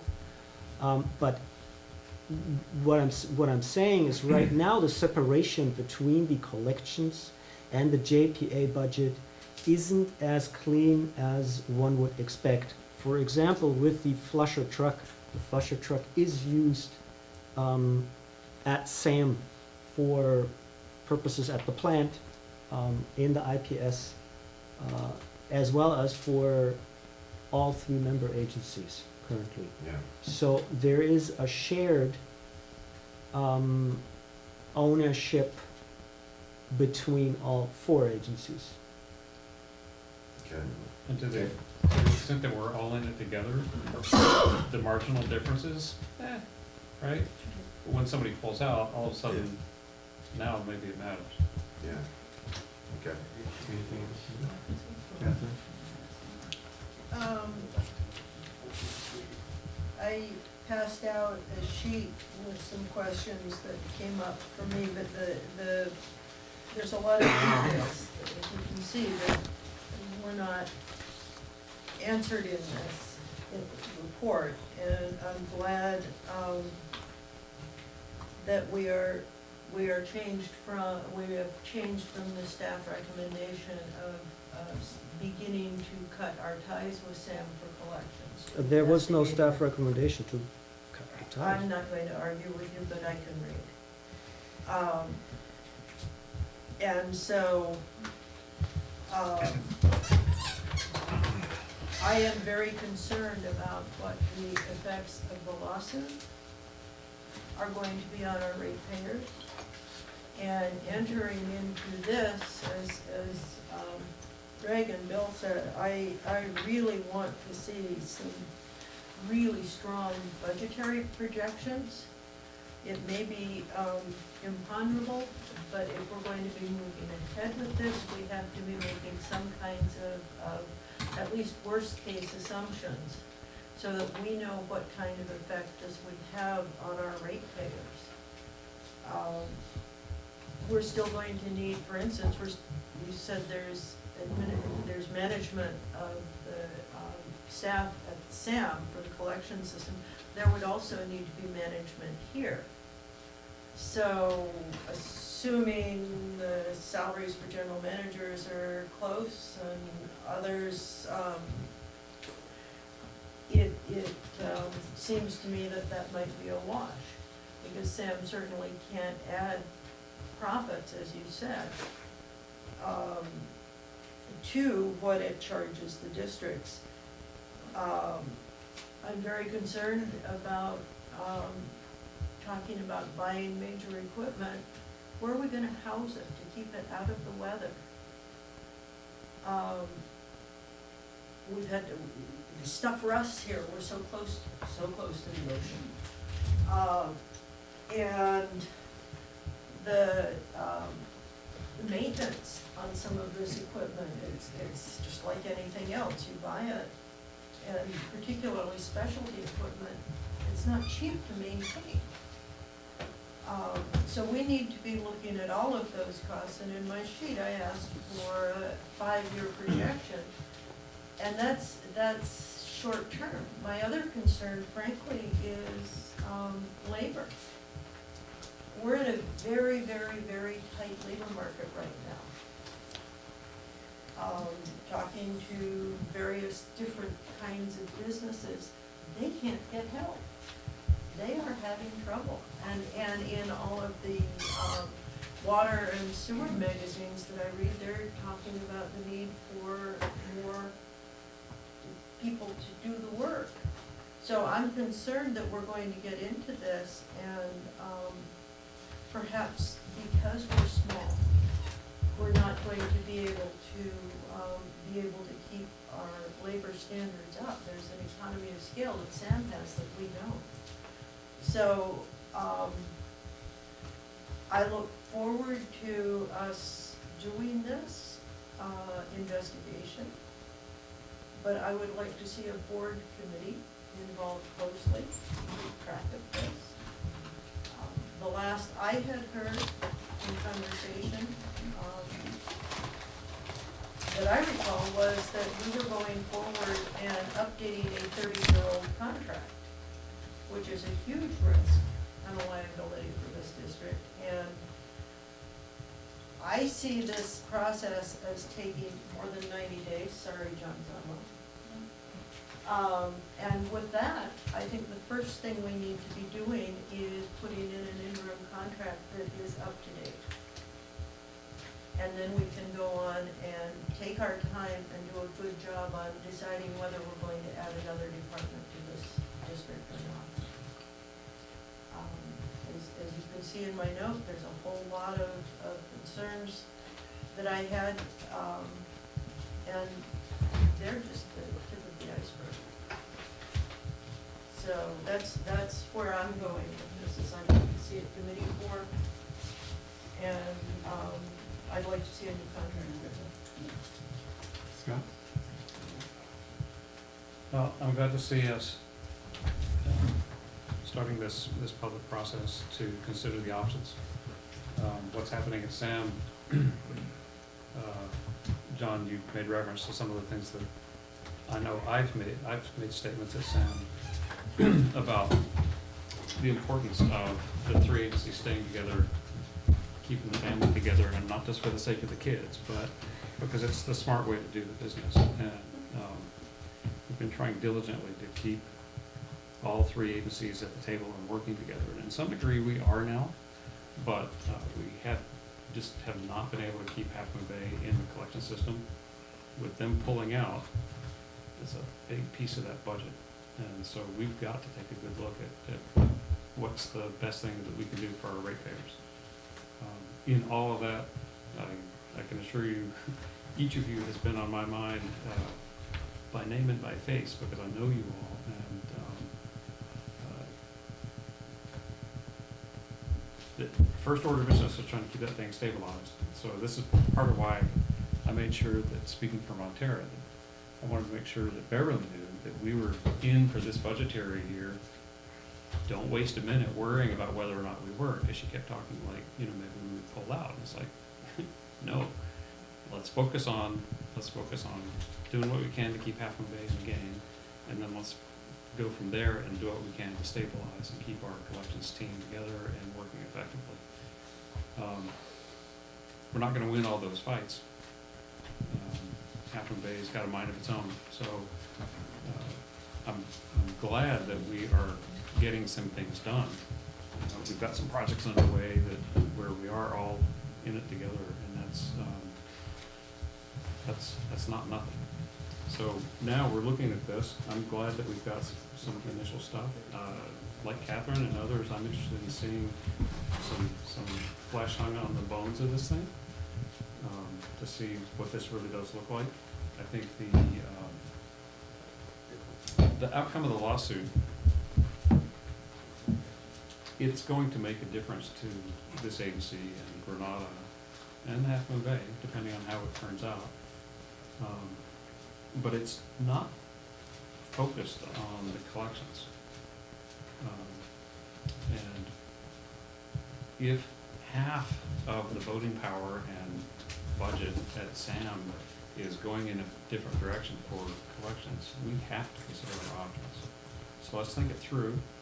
I like the idea of a committee to establish some continuity and board interaction, because we've got strong interest in the community and strong interest in the board, and making sure that if we're going to consider a plan, that we have as good a plan to consider as we can. I don't think anybody's got their mind made up, but what we do have our minds made up about is that we've got a decision point coming, and we need to be prepared for it. So I appreciate having the public process happening now, so we can do this out in the open. I wasn't interested, I'll just share my thought on this, I wasn't particularly interested in having this conversation happen in public until we did everything we could to try to keep Half Moon Bay in the contract. Once they made that decision and stuck to it, then it's time, okay, we can't just sit around and just let things come apart at the seams. We have to get in there and see what's the best way to go. We need to work very closely with Beverly, as you pointed out, to get an understanding of where the dollar amounts are coming from, get the basis for that. Because together we may figure out something where it works out better to keep everything the same. Or maybe we figure out something where it works better to bring some of it to the agency here. But we want a good partnership with Sam, and we want to invest in that and keep investing in that. And nobody's been beating the drum louder about the value of everybody being in it together at SAM than we have. And so we've got to do this in a collaborative way with SAM. Absolutely. And I want to highlight and reiterate, Clemens started off by talking about the level of service and the degree of excellence that we're getting from the SAM team, in the field, getting that work done. It's been a good past year. We haven't had some of the same problems that we had previously. And let me point out some of the problems that we had. The big spills, those were equipment wearing out. That wasn't Sam's staff. That was equipment wearing out that we had on the schedule to be repaired and replaced. And there was some tussle about budget at SAM, and that stuff didn't get replaced in time. But the crew did a great job, and Tim sitting there's the one who I think caught first wind of it. Sorry for your nose. But our team has done excellent work. And, everything we're talking about is built on the knowledge of that.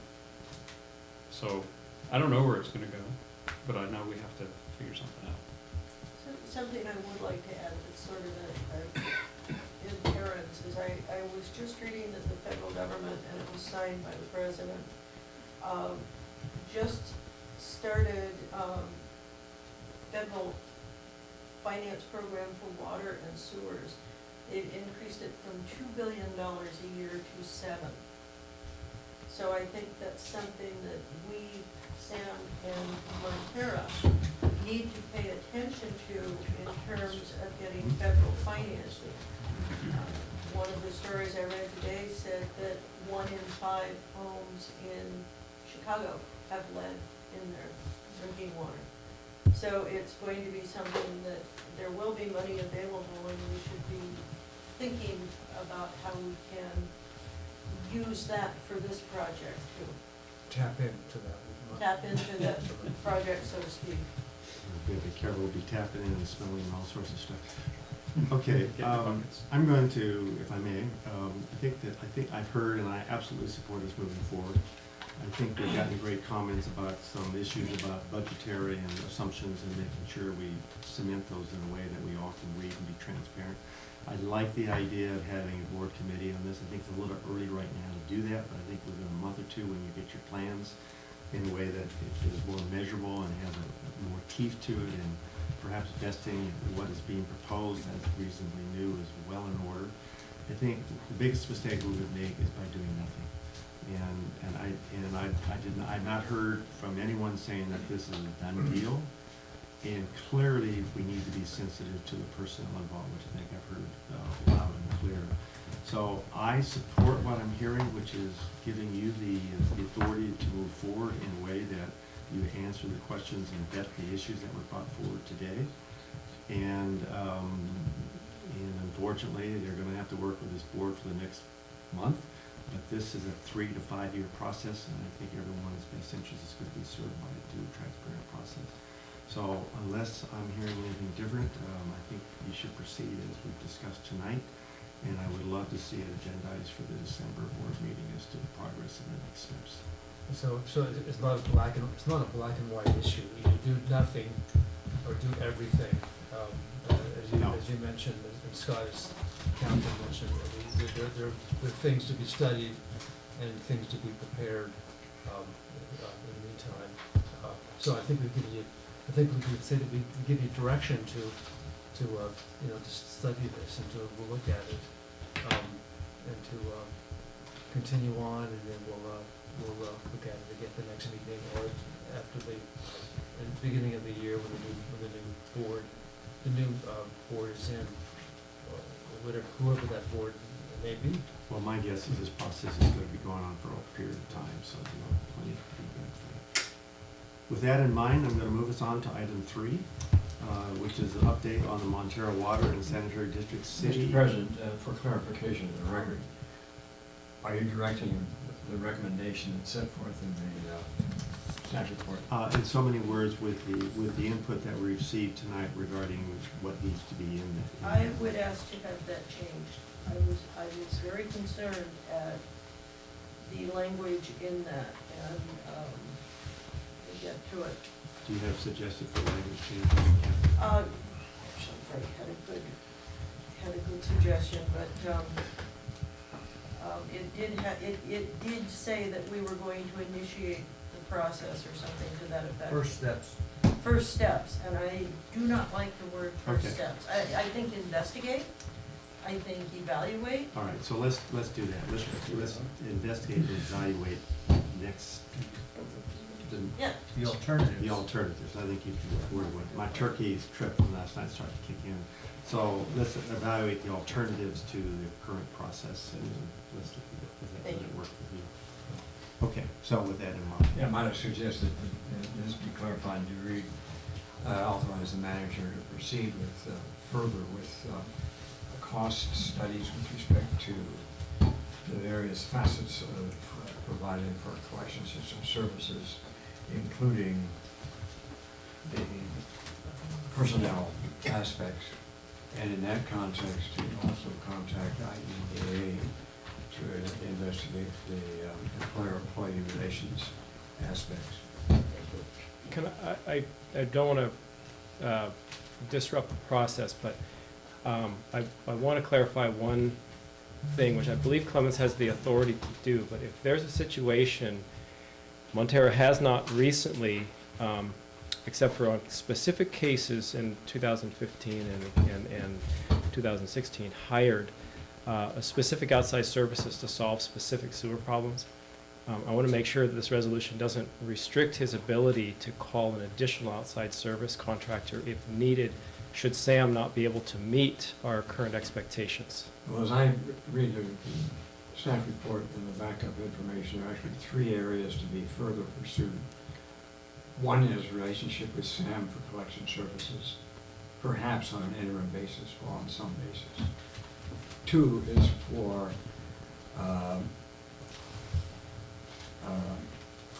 finalizing, not finalizing, but investigating further cost elements of in-house provision of collection services, including capital and rolling stock facilities and personnel.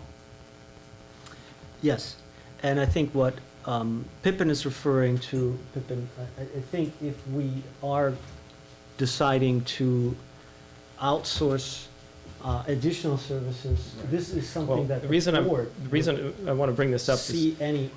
yes, we would, except Sam brought up tonight that they feel they only have 2 functional staff people. And so if No, one that was person's, Jim.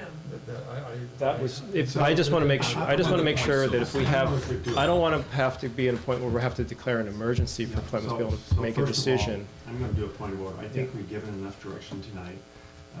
The other thing that I've asked is this be brought up for the December agenda, ongoing agendas, and I think if we come to an issue of which you're looking at contracting outside of SAM, that certainly will be done within the order of our business. So I think you have enough flexibility.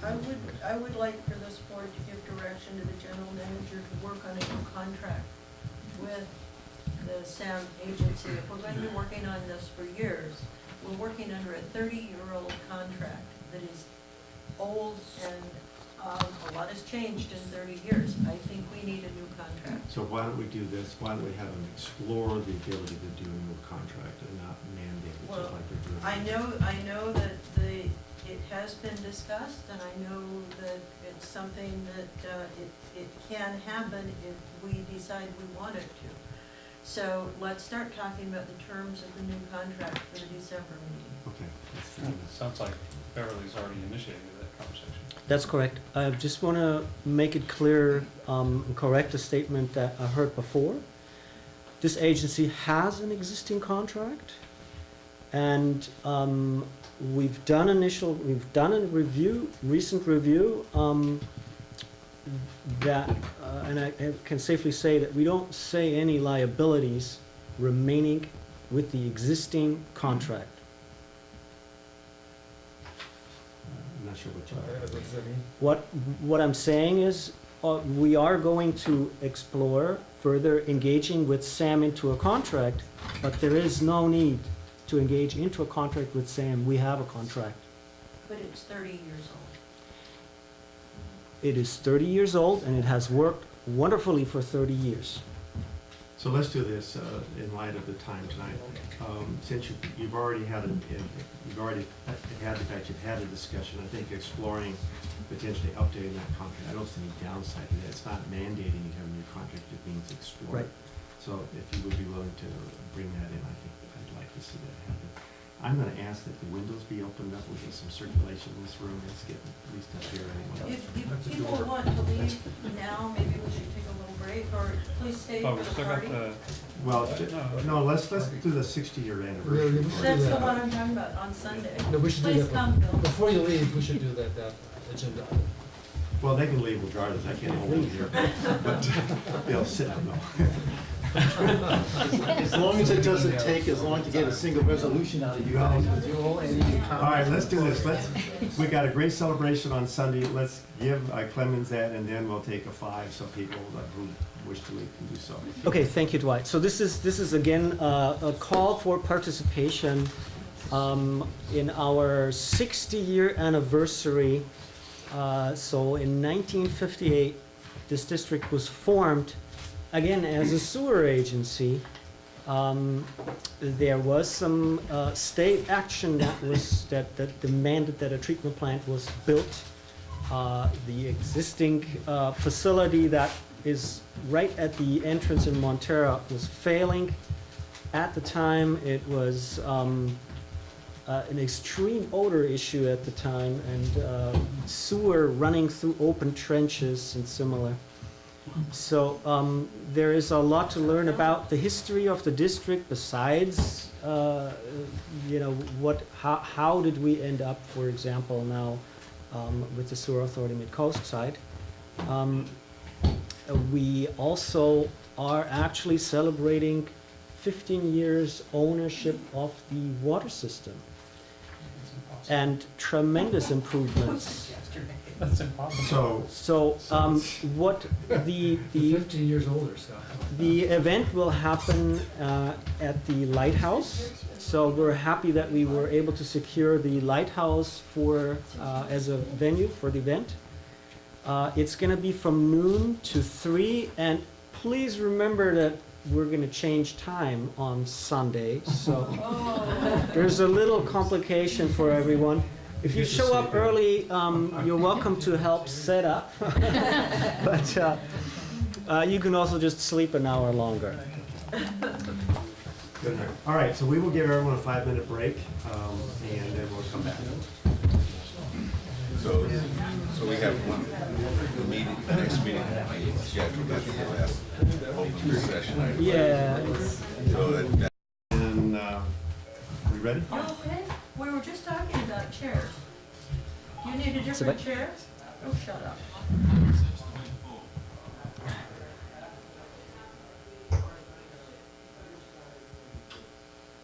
Are you ready? Do we need to get you a better chair? I have a picture I think as of my problems. It just slid out. Sorry. You've got sympathy for I was every doing single one. okay until I sat down. All right, everyone take a deep breath for Dave. Do you want a taller, do you want a taller chair? I don't know if it matters. Just go ahead. Shall we go ahead and see? Yeah, please. Okay. Clement, review of the next meeting. Thank you very much.